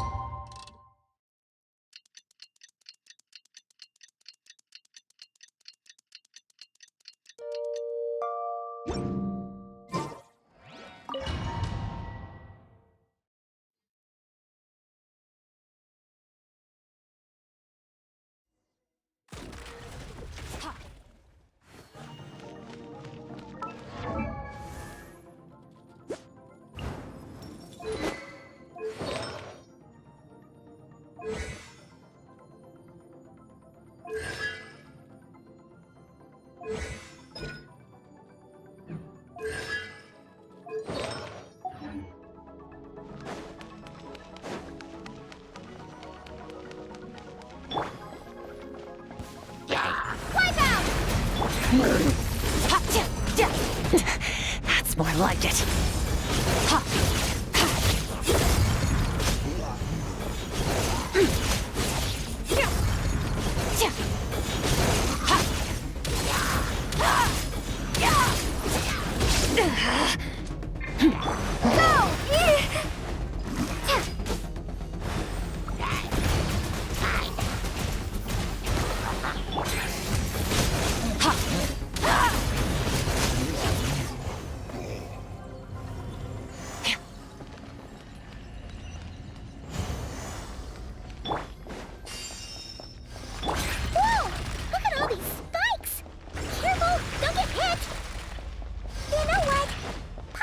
Gonna float behind you.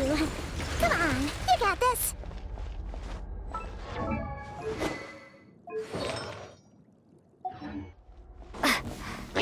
Bombs away! Surge!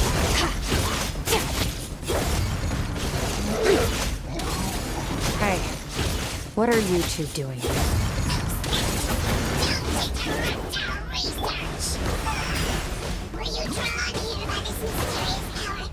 Dusty, like an abandoned house. Let's press on. Wasn't expecting this. Mine to wield. Go!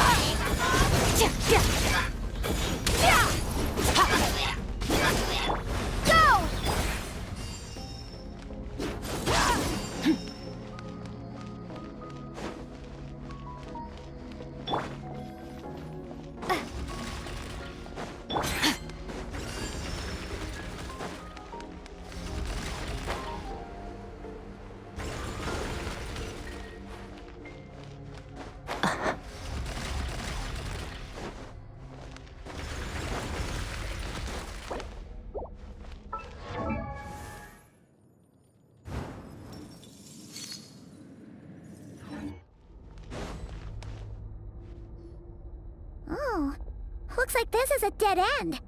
Did we make it to his hiding place? Ugh, this fog is making it impossible to see anything! This should be the place where you were attacked, Traveler. The missing part of your soul should be nearby. Can you sense where it is?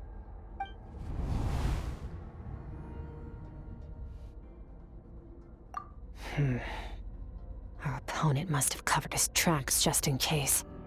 Otherwise, you should have sensed it much more strongly.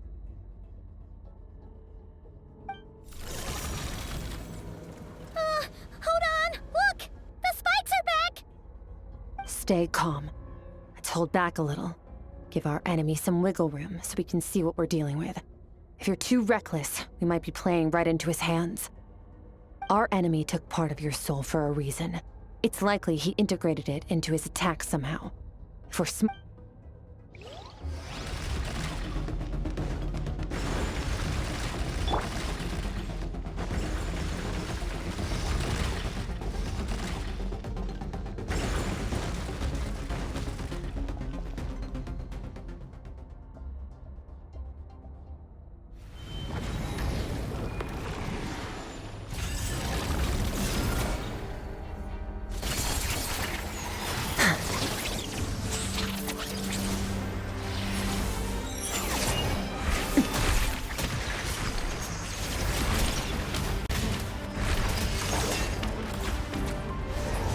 From the start, the attacks have been focused on me.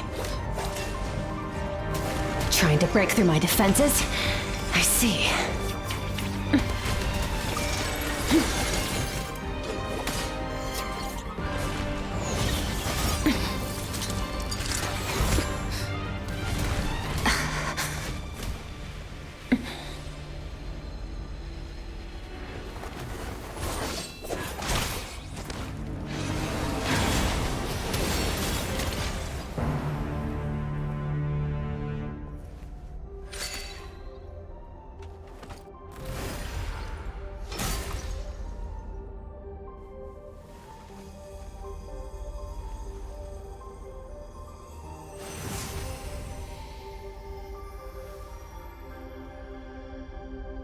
There.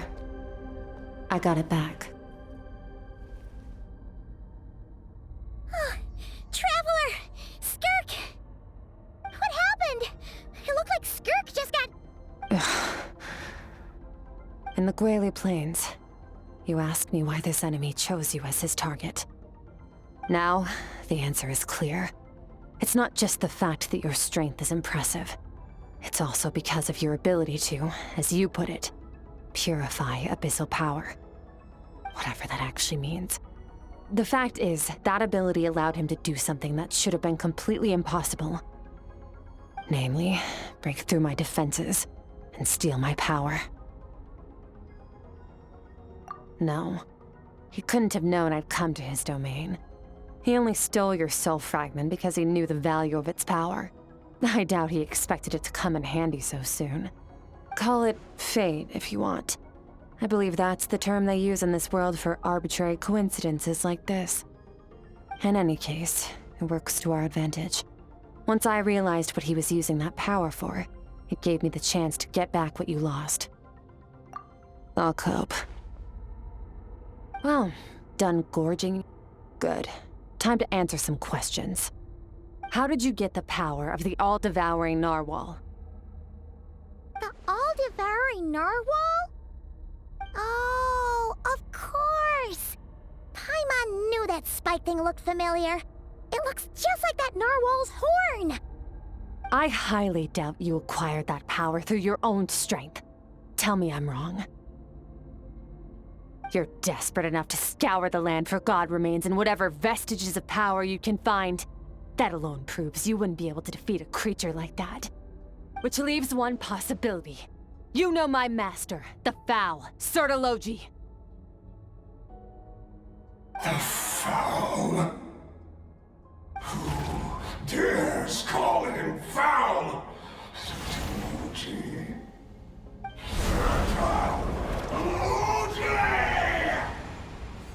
What's wrong? Bit off more power than you can chew? You're struggling to hold a basic conversation. Just a little longer. I'm still... Look! It's back! Those obsessed with power will let it devour them before abandoning their pursuit. Keep calm and use reason to decide the best course of action.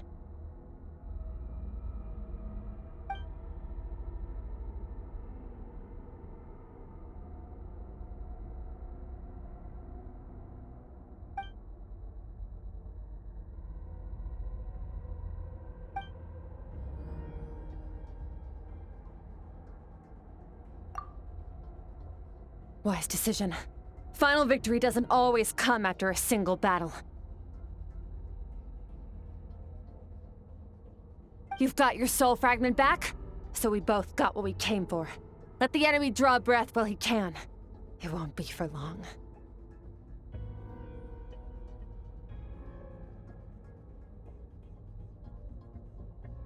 Get us out of here, Traveler. You'll need to lead the way this time.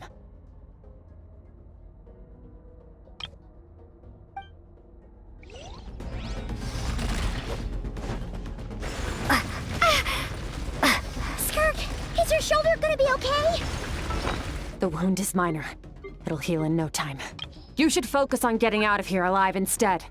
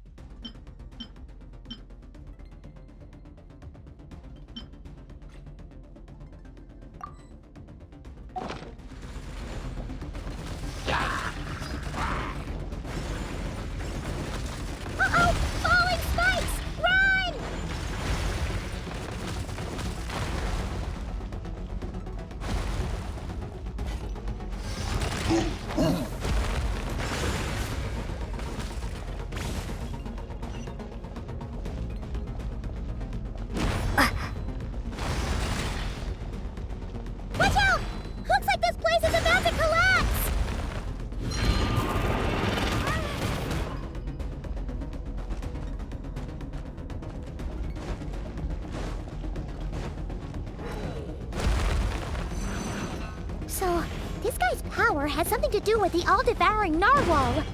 Did you know that all along, Skirk? I had my suspicions. That's why I decided to investigate in the first place. But suspicions only get you so far. I needed to verify it for myself.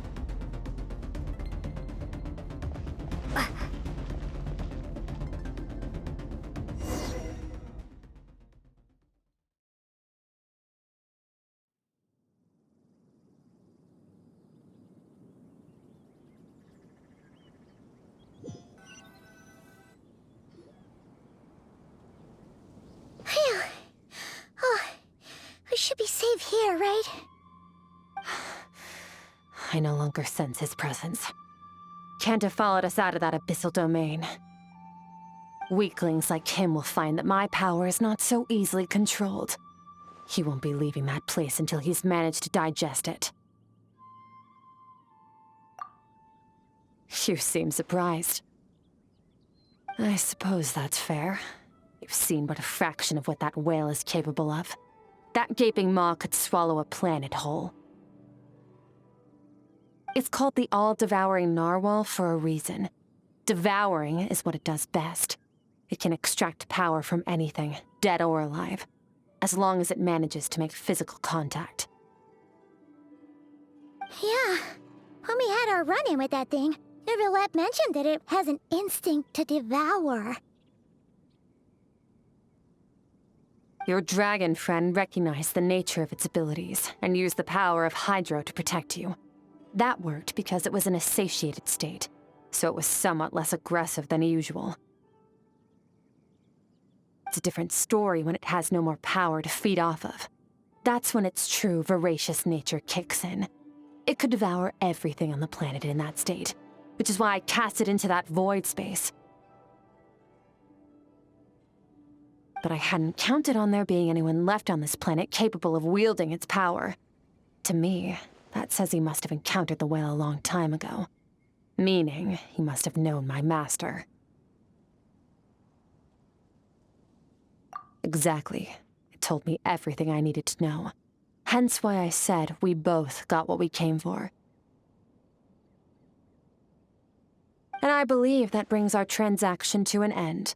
Now that you're whole again, you can get back to your own journey.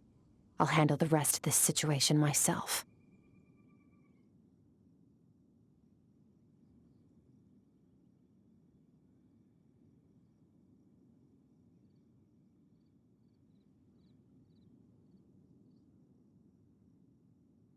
No way! We can't leave now!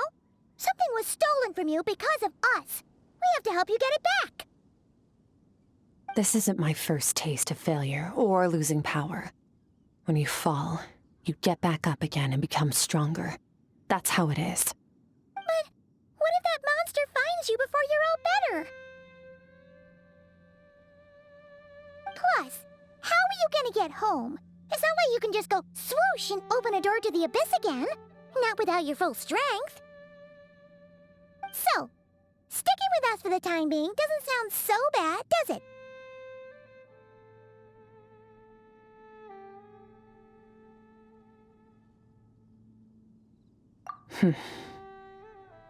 Fair enough. Then take this. What is it? A bag of Mora. Nothing in this world is free. I know that much. I'll leave the planning to you. Hurry up and decide where to go. We shouldn't linger. We should take Skirk somewhere she can rest. But where? Paimon gets the feeling Skirk wouldn't like being around a lot of people. Oh wait! Baizhu said we could rest in the back room of the pharmacy, didn't he? Let's head there! He'll know something about Master. I'm sure of it. Next time, I need to be ready. Fine. It was just a scratch.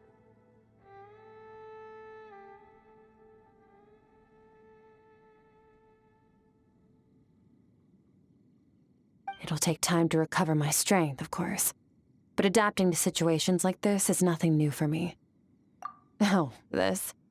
It's a star crystal suit. Abyssal energy is scarce in Teyvat.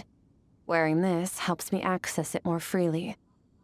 It stores concentrated abyssal energy that I can draw from on the go. When the energy runs out, it reverts back to its original form. Found somewhere to rest. Well, lead the way then.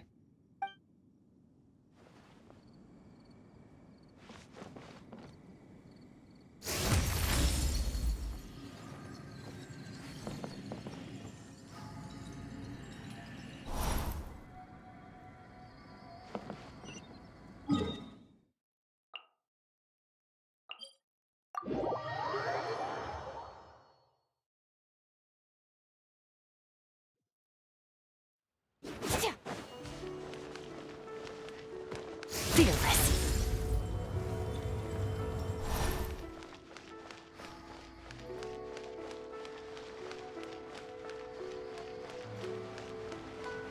Annihilate.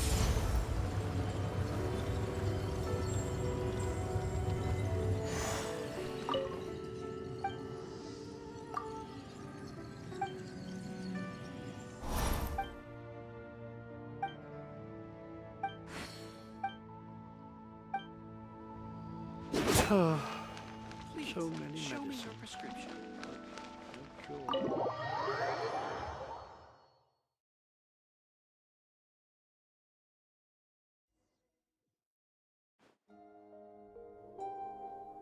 Huh. This bag from Skirk has a ton of Mora in it. Does she have a job or something? Wait, no. After what we saw at Wamin Restaurant, that seems impossible. Can you imagine? It would go something like... I'll be collecting my paycheck now, boss. Oh, sure thing. Wait, who are you? Have we met?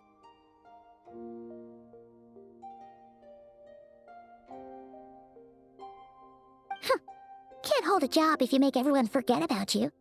So, what did she do to get all this Mora?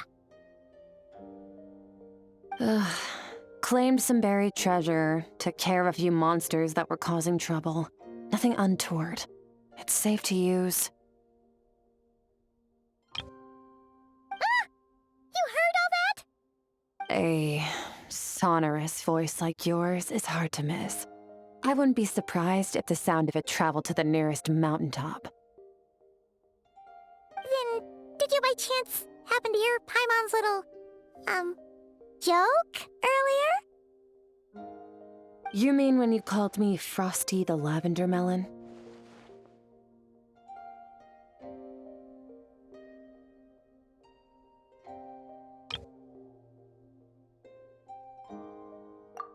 No, sorry. Paimon totally misspoke just now. She didn't say that at all. It was, a Paimon lookalike. Yeah, she's a piece of work, that one. Always impersonating Paimon and giving people weird nicknames. Okay, fine. The truth is, Paimon didn't like you all that much at the start. But things are different now. You helped the Traveler in a big way, so... What do you say? Frat? I noticed there was only one bed. Go ahead and get some rest. Wait, what about you? I don't get tired, and I don't need rest. I'm going to practice my sword work. That should help me regain some strength. But your shoulder... Hey, don't just leave! Whatever. Let her tire herself out. Let's get some sleep, Traveler.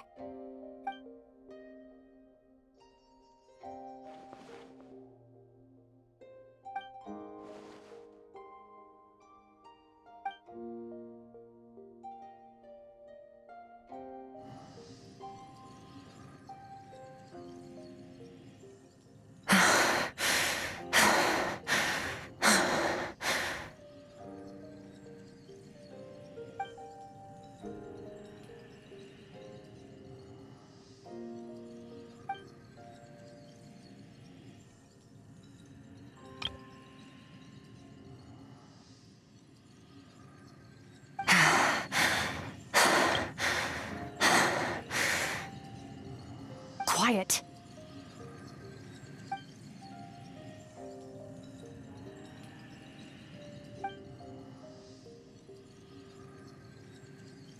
Do you even remember how many of us perished in that fire?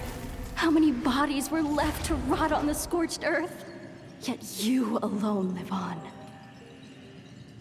Keep your gaze fixed on your blade. You don't deserve to rest.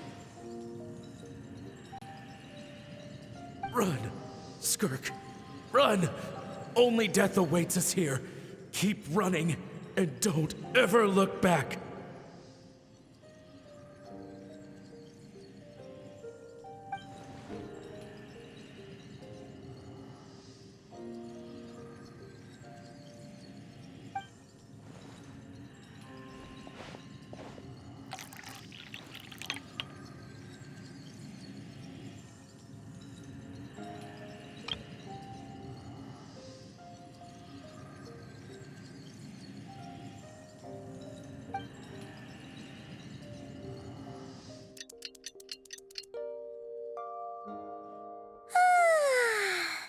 Getting an early night's sleep is the best. That bed was so comfy. Wait, Skirk? Have you been sitting out here the whole night? The bed's all yours if you want it.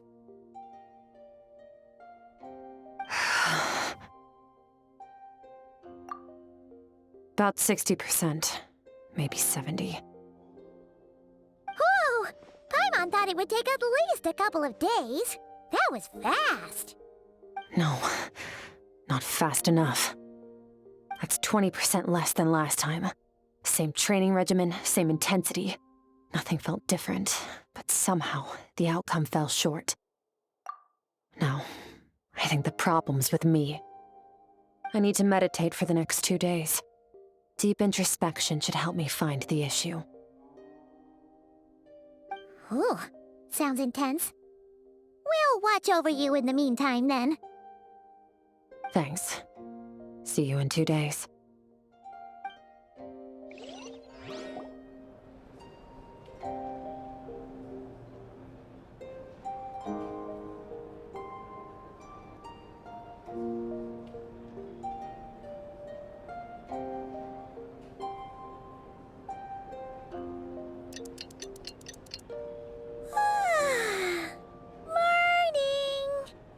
Skirk is still meditating, huh? It's been 2 days already. Shouldn't she be awake by now? Paimon can't think of anything we can do to help. Be right back.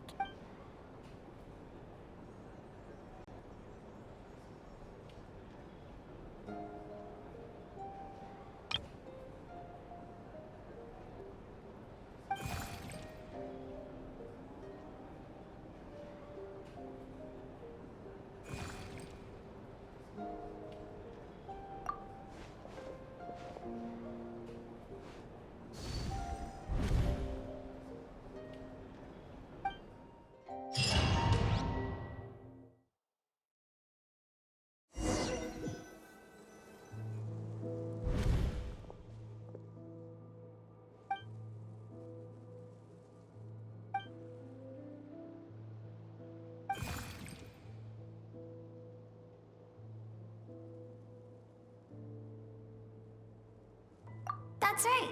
This is Skirk's inner world. Think of it as the threshold between the soul and dreams. This isn't your first time here, but what you remember is probably a space covered in darkness. I only managed to illuminate a small portion for you back then. Actually, it's my first time talking to someone like this.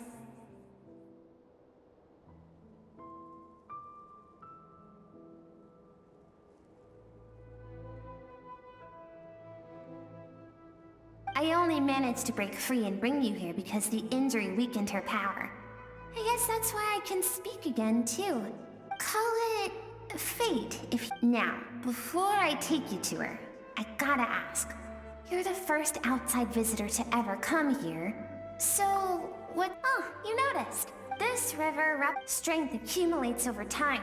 It is the summation, but as you can see, this river has been severed numerous times. And all she sees reflected in the river is a disgraceful... You must learn to shut out all the pointless emotion. Crush! This isn't my first taste of failure or losing power. When you fall, you get back up again and become stronger. That's how it is.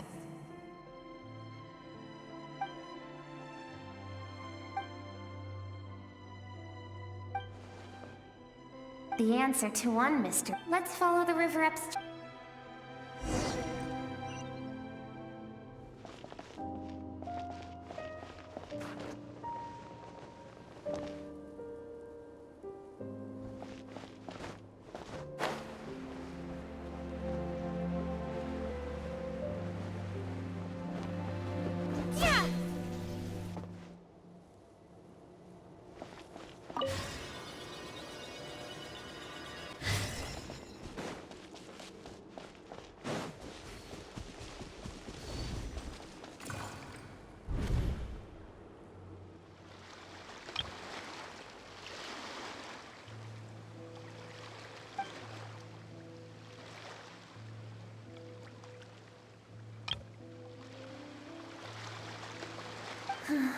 I've always thought that, even when falling leaves don't come from the same, like meteors, you both made a journey through the stars.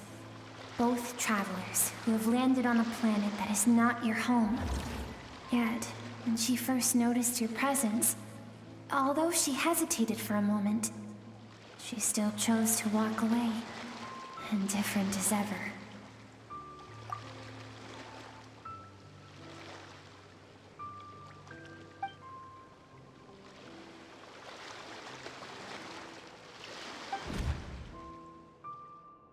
Seems like you've answered your own question.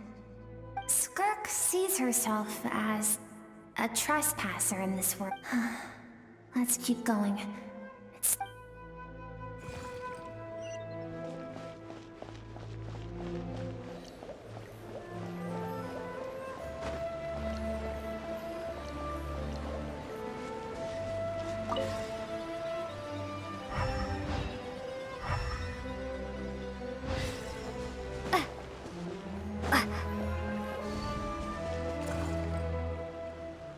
You now have what it takes to wield immense power.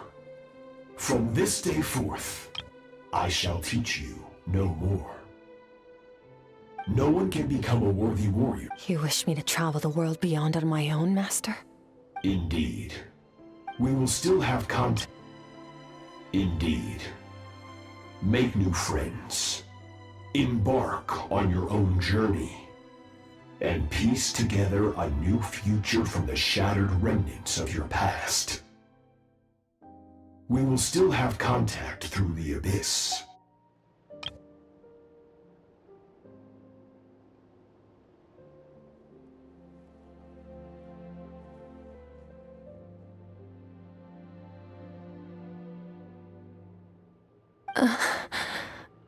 Why do you do that?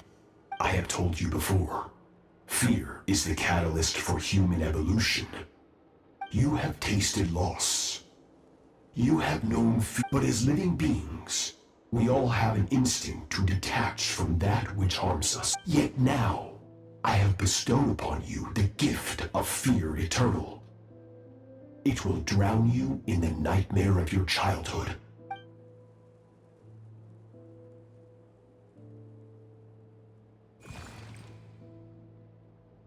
That is what Skirk's master, the foul Sertologi, looked like at one point in time. Of course, he could appear as a beast.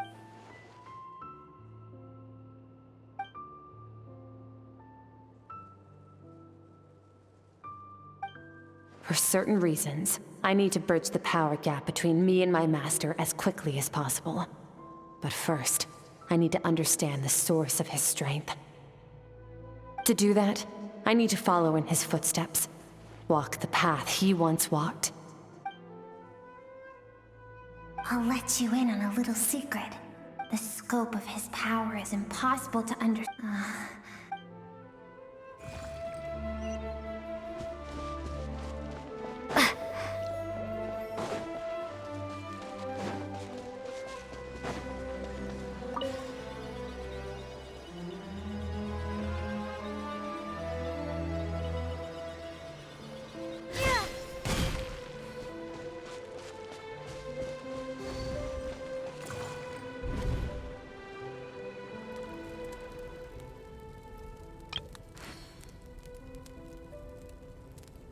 We've made it quite a ways already. I have set your broken wrist. No tears this time. Can I ask a question, Master? Why did you save me? I keep thinking, maybe it would be better if I had died. I wouldn't be haunted by that fire all the time. I wouldn't have to go on like this. I saved you because It has been too long since I fought a battle that demanded my full strength. So, I will teach you everything. But I don't want to draw my sword against you, Master. What you want matters little. Among the boundless sea of stars. Yes, Matt. From that day forward, after some time, her talent bloomed. It was not that human emotion disappeared from her heart.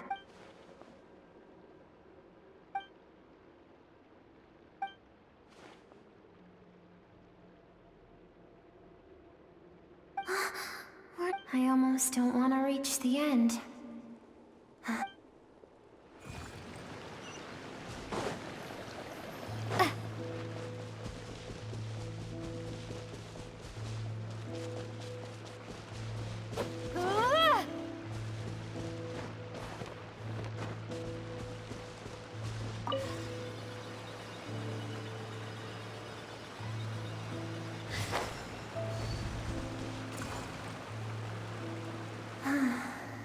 These are Skirk's happiest memories. What a simple and carefree. This is Skirk's homeland. There was so much to discover. It was a spaceship. When it arrived, the people that disembarked wore smiles on their faces and spoke of friendship.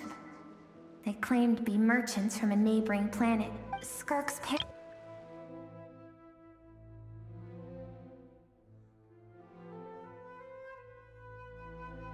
to explore the planet. To that, no one had any idea of what was to come. So, Skirk had skipped school that day, like so many times before. So she was not caught in the immediate wave of destruction. Countless people cried out to her for help. People she knew and loved. Friends and relatives. Their lives were discarded like worthless trash. If Sertology hadn't been there in that moment, the fire would have claimed her. Because she and her people were seen as a threat. As the initial merchant ship explored the planet, they discovered that it hadn't always had the condition to support life.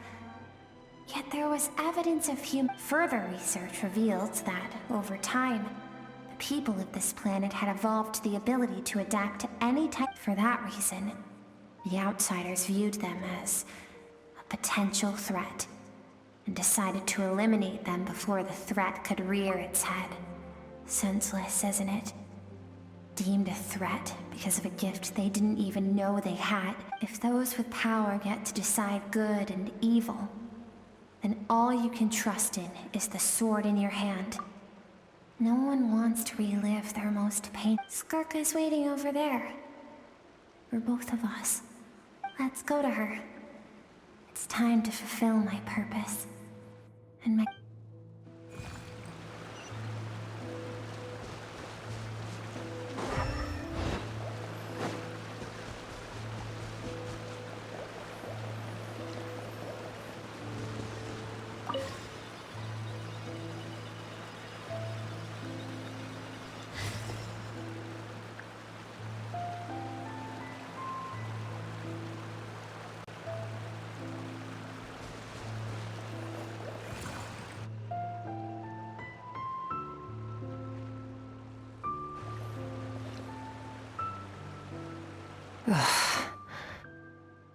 So all this, just so you could bring her here?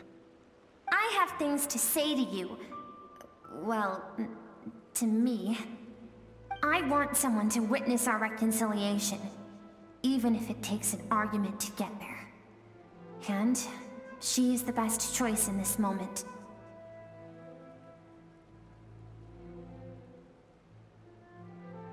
Her suppressed emotional self. The version of herself she keeps locked in the recesses of her mind, stifled by reason. All those rejected impulses, those discarded aspects of your past selves, they are a part of me now.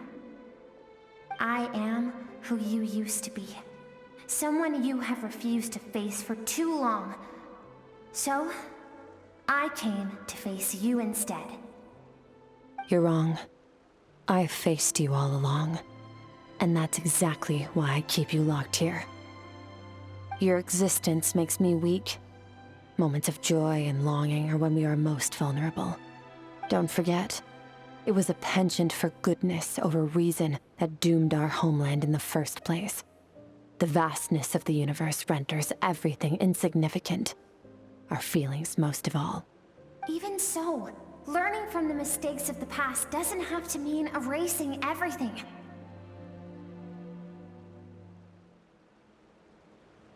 Strip yourself of your so-called weaknesses, emotions like kindness and empathy, and what makes you any different from the ruthless soldiers who slaughtered our people? The difference is that I'm doing what is right, what is necessary. I allow you to exist, but with limited freedom. That is the greatest kindness I can offer. I have shouldered everything you couldn't carry. I rose above the numbness and emptiness, and it was cold, unfeeling reason that brought me this far. It made me who I am. It made me strong. That is the problem. I want to shoulder those things together. On the grand scale of the entire universe, maybe our feelings are... Think back to those nights of gazing at the stars. Those afternoons of exploring the unknown. Think back, and let them grant you peace. A brief respite from the pressure you put on yourself.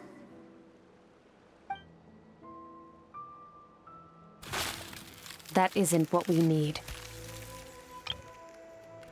Exactly what we need! Aren't you curious about why recovering your strength has taken longer than normal this time? Finally, you get to the important part. That is the only answer I came here to find. Then look around. You cast aside your dreams and curiosity. And in doing so, now, the only things driving you forward are fear and survivor's guilt. But these cannot take you far enough. And so, this river... And you think that means I should seek help from a weak little thing like you?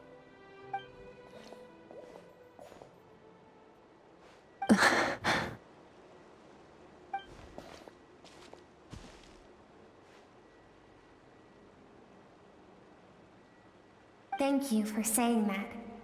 I knew bringing you here would be the right choice.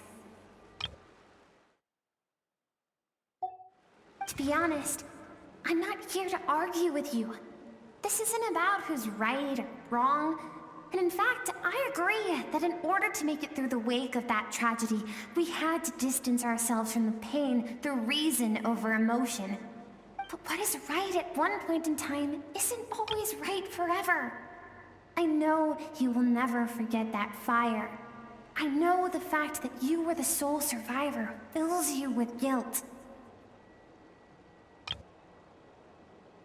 And I know that among the voices that haunt you, mine is there too.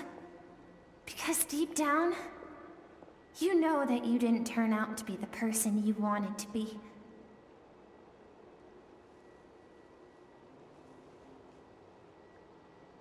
All those unfulfilled hopes are like knives to the heart. And I don't want you to hurt anymore. So even if you can't accept me, I hope, at least, that you can let go. I keep thinking, maybe it would be better if I had died. I wouldn't be... Your dad and I, we're not afraid to stare death in the face, but we need you to survive.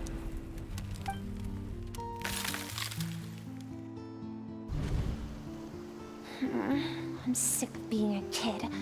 There's so many amazing things out there, and I'm ready to see them all.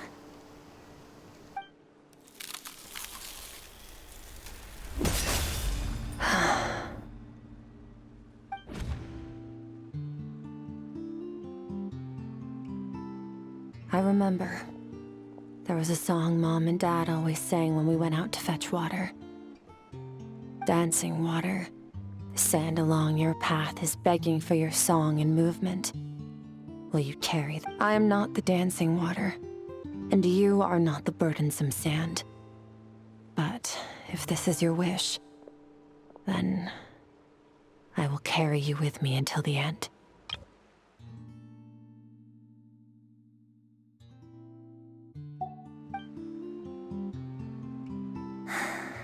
Thank you.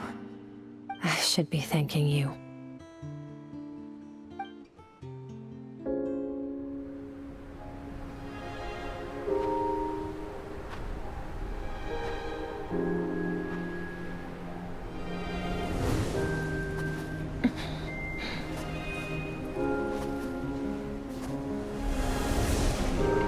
Run, Skirk, run!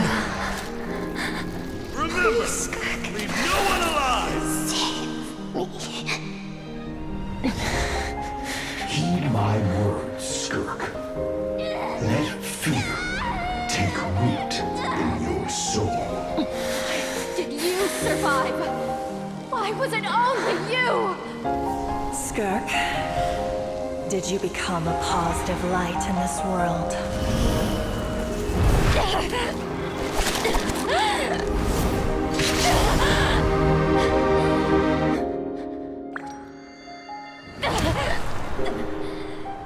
Hey, this doesn't have to be the end.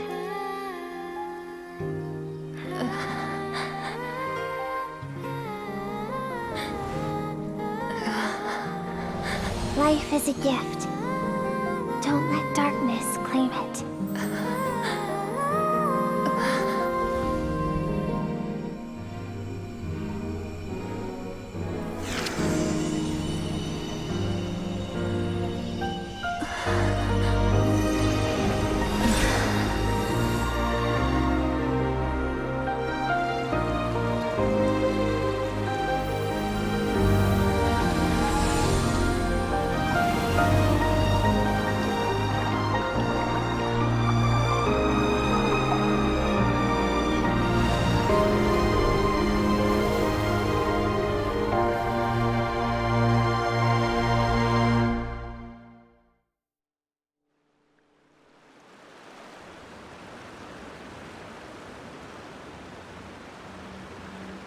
So, you saw my memories then.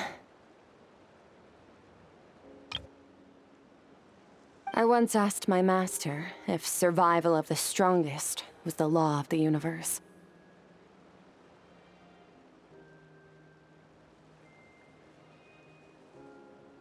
He said no, but in a world without order, those with no moral boundaries tend to be the ones who survive.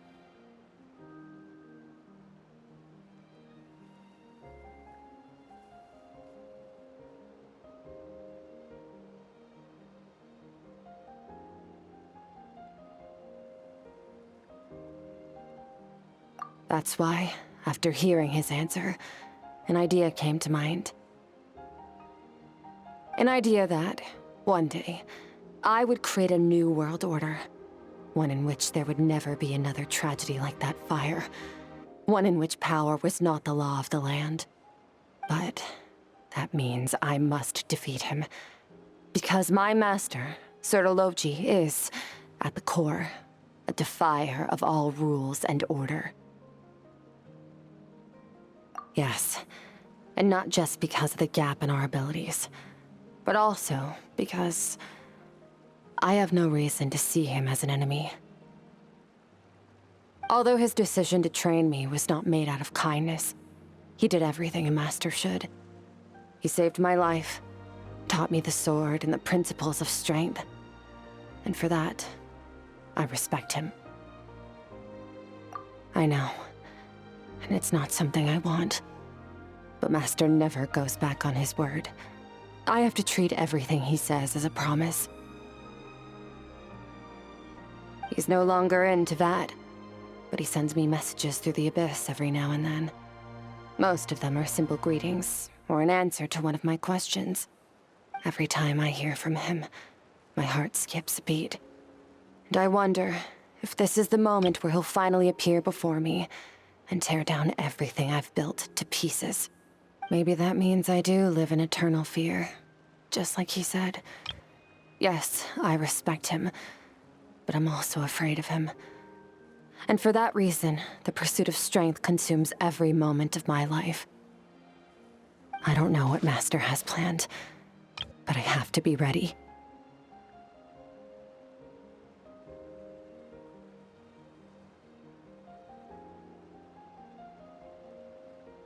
Help me?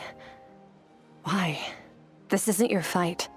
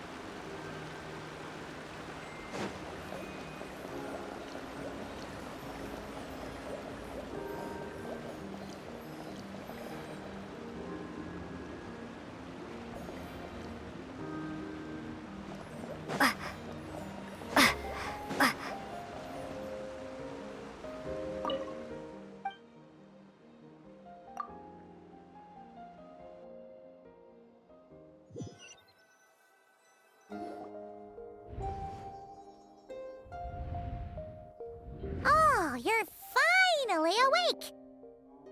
Honestly, Paimon was gone for like 2 seconds and then she comes back and finds you both unconscious? Oh, you scared Paimon half to death! You're both okay, right? What does it look like?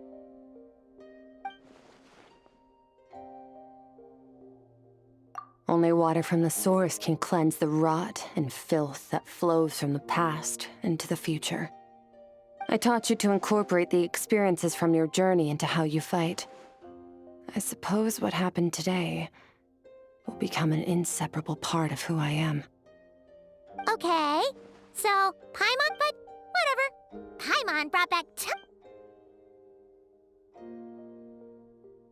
All right, it's about time we finished what we started. We're gonna deal with this thief for good, right? This time, I'm not going to tell you to hold back.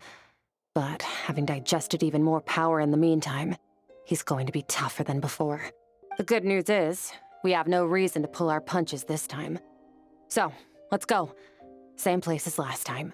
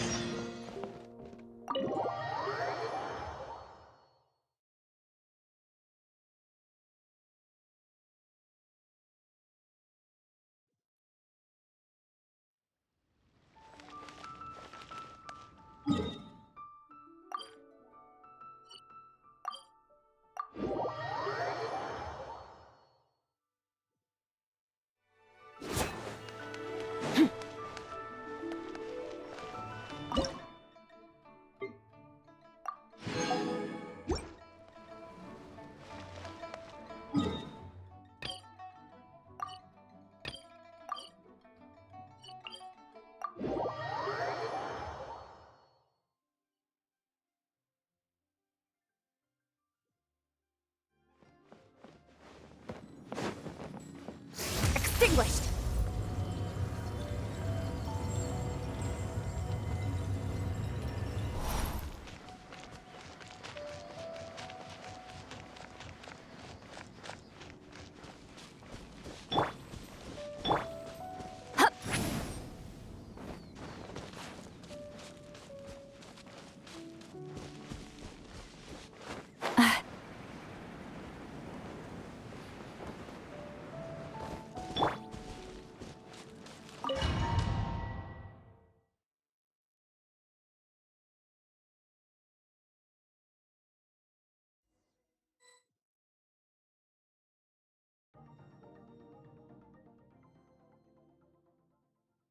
The fog is gone!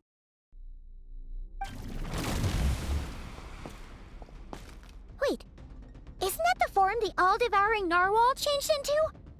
How come he knows that, too? Really? So, you're telling Paimon that giant whale and this guy can both turn into the fowl? How does that work? It's a subconscious instinct. Any intelligent being who longs for his level of strength is bound to mimic his appearance. It's a natural response after encountering someone as powerful as Master. To them, he represents ultimate power. We know the person before us has encountered Master, and we know he stole a portion of my power. So it's not surprising that he would assume this form. Okay. Oh, the closer Paimon looks, the more intimidating it gets.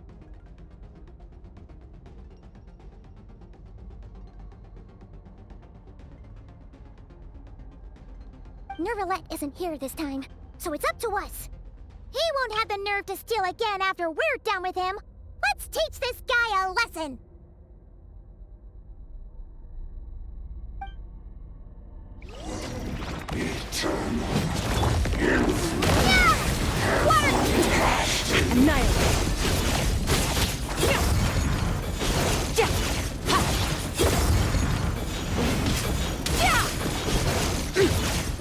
Mine to wield.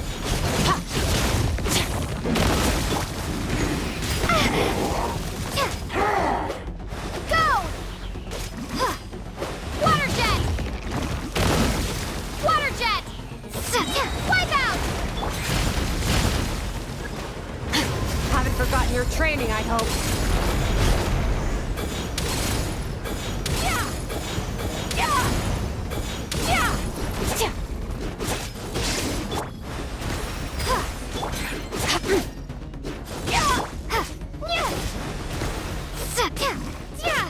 Water jet!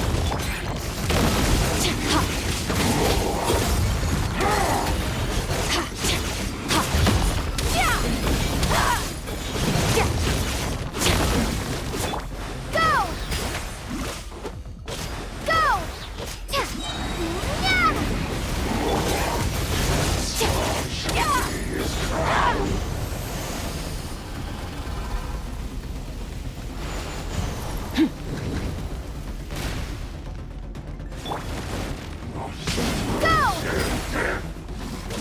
Go!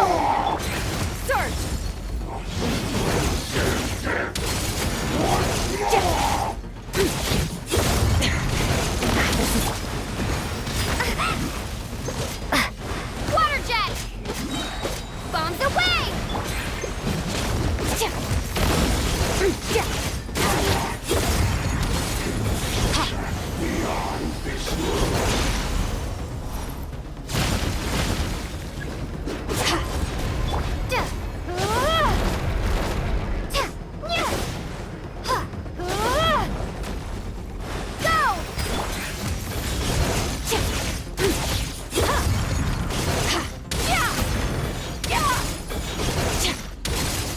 Mine to wield.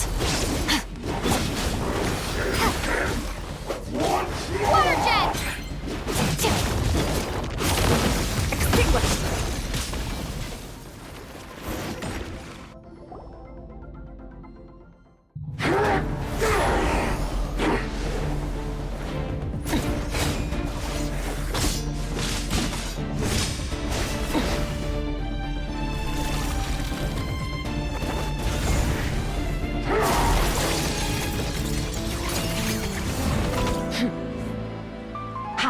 enough of my power.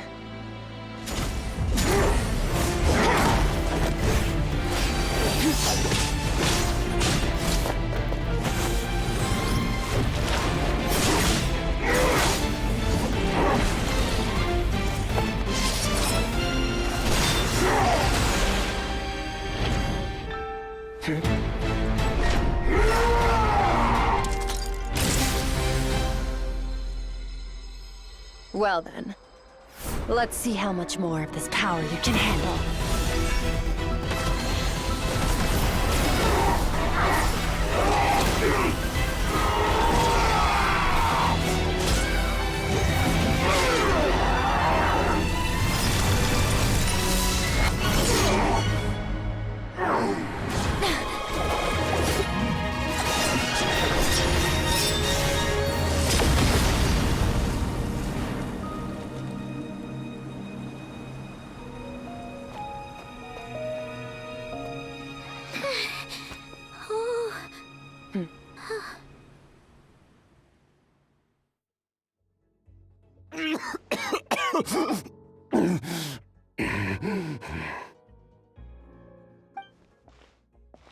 Well, have you come to your senses?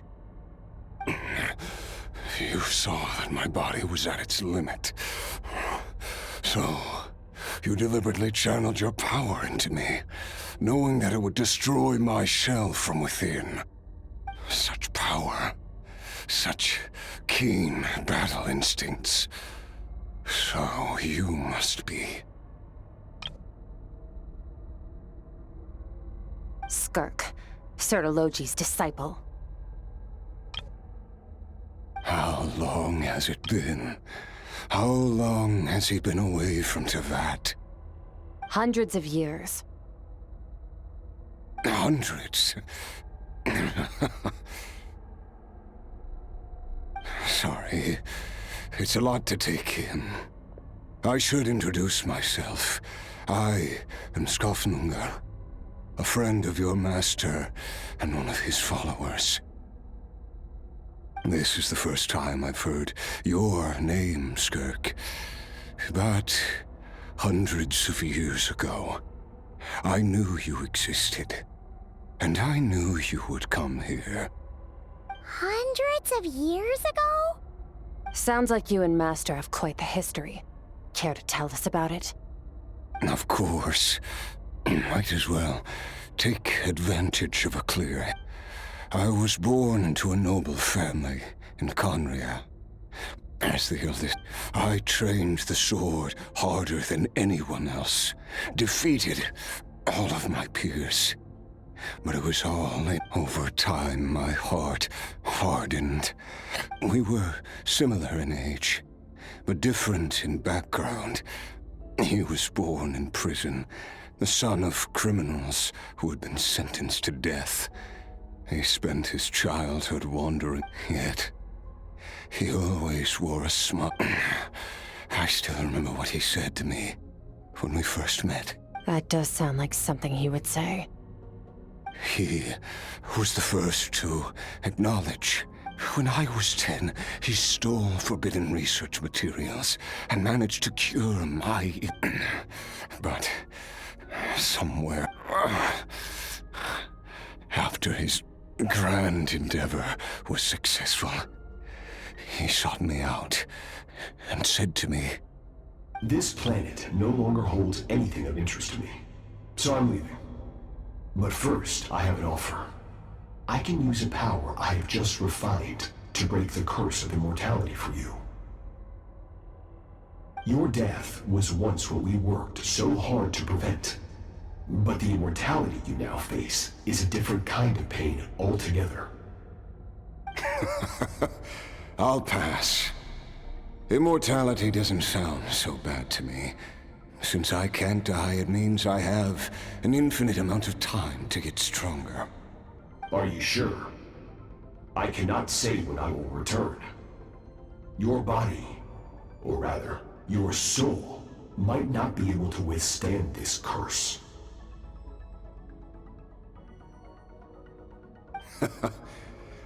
Wise indeed.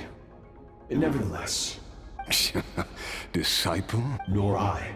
But Vedifenir said I was destined to find a disciple out there in the universe, and bring her to Tibet.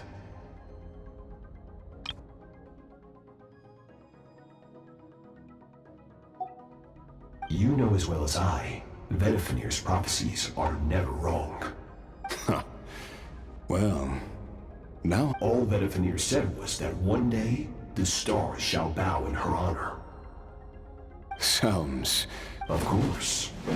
Only the most outstanding people would have the right to become my disciple. Still self-assured as ever, I see. I'll be leading them. Oh, and if you were serious about getting stronger, I left you a little gift in the primordial sea.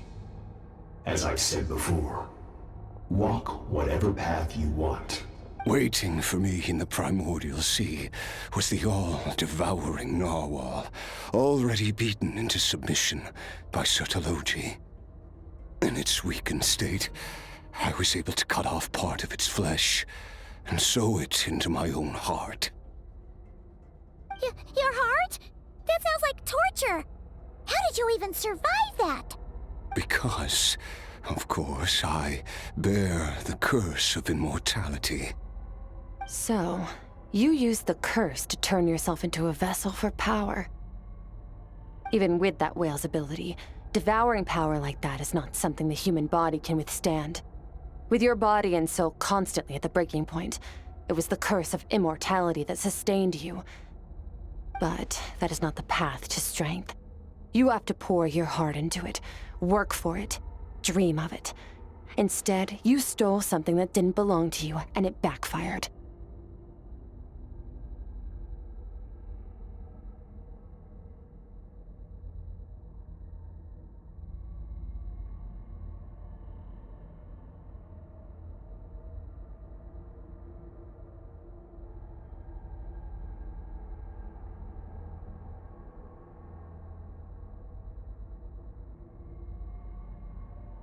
You're right.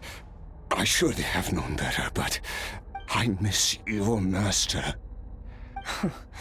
After the beating we just gave you, I think we can call it even. Sertologi's disciple. I know what he's like. He rules with an iron fist, using despair and fear to force you to catch up. We're like mountain climbers in the dark, never knowing how much higher we have to climb, or when we will see the sun again. True. But I made up my mind long ago. No matter how dark it gets, I will not give in to despair. I will. Besides, after hearing is not a battle that demands his full strength, but rather a defeat without regrets. Oh? Since you're his friend, you must have some things in common. First time we came here, when you stabbed me through the fog and stole my power, I felt no emotion coming from that spike. But when you had to devote all your strength fighting me just now, I could feel joy and passion emanating from your blade. It was the joy of a researcher discovering the truth of the world, the joy of an artist uncovering a temple of wonders. Interesting. I'm certain I didn't express those emotions outright, yet you were able to read them from my blade, like a glimpse into my inner world. You're right. That battle brought me an unbridled sense of joy. Exactly. I think Master also craves a battle like that. One where his opponent forces him to use all his strength, unlock the extent of his potential, and transcend his own limits. A battle to end all battles. After which, all can come to an end, including, perhaps, his life. For that very reason, good and evil are meaningless to him. He has one purpose, one goal: to complete himself. It's one of the secrets to his strength. Perhaps you're right. Perhaps that is his call. What a battle that would be. Oh, to witness such a... Are you okay? Too many different kinds of power are surging through my body. I won't be able to hold on to my sanity for much. Sertologi once offered to free me from this curse. Now, I must ask that of you, Skirk. Can you release me from the pain? I can, but not through death, if that's what you were hoping for. It's not a suitable punishment for your crime. As an alternative, I can take your consciousness, along with all the power you've consumed, and smash it to pieces. The impurities will dissipate, and under the curse of immortality, your mind and body will regenerate. When that process is complete, you will be back to who you were before, no longer tortured by powers you can't control. But it will be a time-consuming and painful process. The decision is yours to make. I accept. And who knows? Perhaps I'll wake up in time to witness your great battle with Sertologi. I have faith that you'll be able to stand against him one day. Though I know it'll be a long and arduous road. If we are climbers in the dark, it appears the dawn has finally broken for me. But you... I will reach the top of this mountain, no matter what it takes. And you, Skofnunger, will be my witness at the end of all things.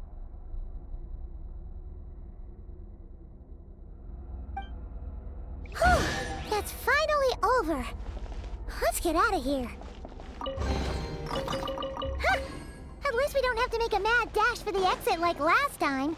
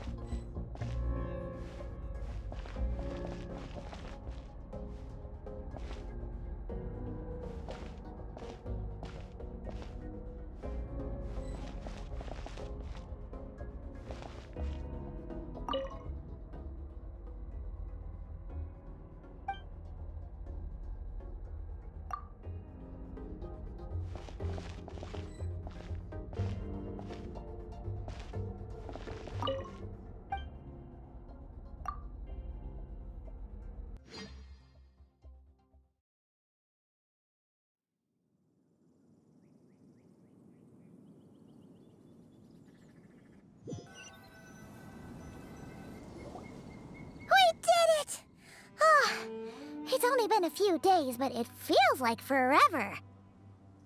Once again, we've proved there's nothing we can't overcome. We're just that awesome. Wow, you sound even more confident. Today sure went by fast. It's night already. Oh wait, that reminds Paimon. The stars you mentioned, the ones that died out, are they back now? Yes. The power Skofnunger stole has been returned. So, the stars have regained their light. Great! Huh, it's crazy that you even noticed their light was gone. There are so many stars in the sky. If a few disappeared, Paimon... I suppose it's because I have gazed upon this sky for centuries.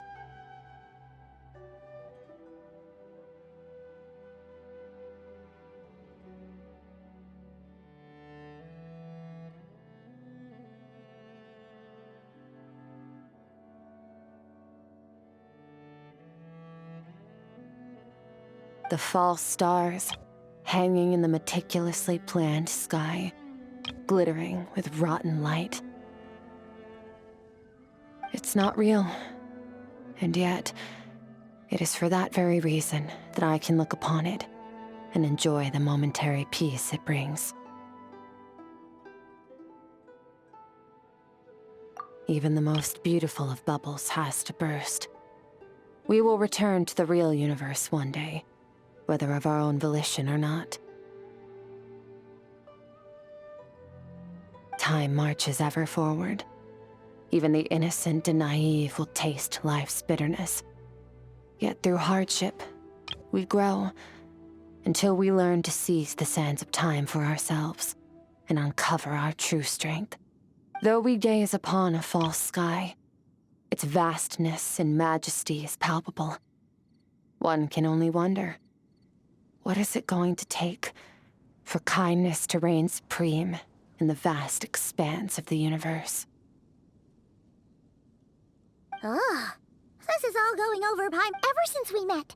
She has filled Paimon's days with, if it's too big a job for one person, we've met so many amazing— I suppose when it comes to you, anything is possible. Well, I should be going. Now that my power is no longer isolated from my emotions, I need more practice to get used to it. I suppose fate will decide. Maybe we'll bump into each other on the street. Or maybe we'll reunite on a different planet entirely.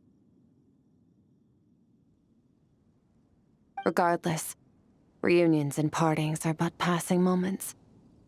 More than anything, I hope that, at the end of this journey, wherever it takes us, we stand in a world reborn. One without war, pain, or forced partings. One where new life can bloom, even where there was once nothing but scorched earth. For this, we must all work to become stronger. If that's what you want to call me, I won't object. Goodbye. Bye!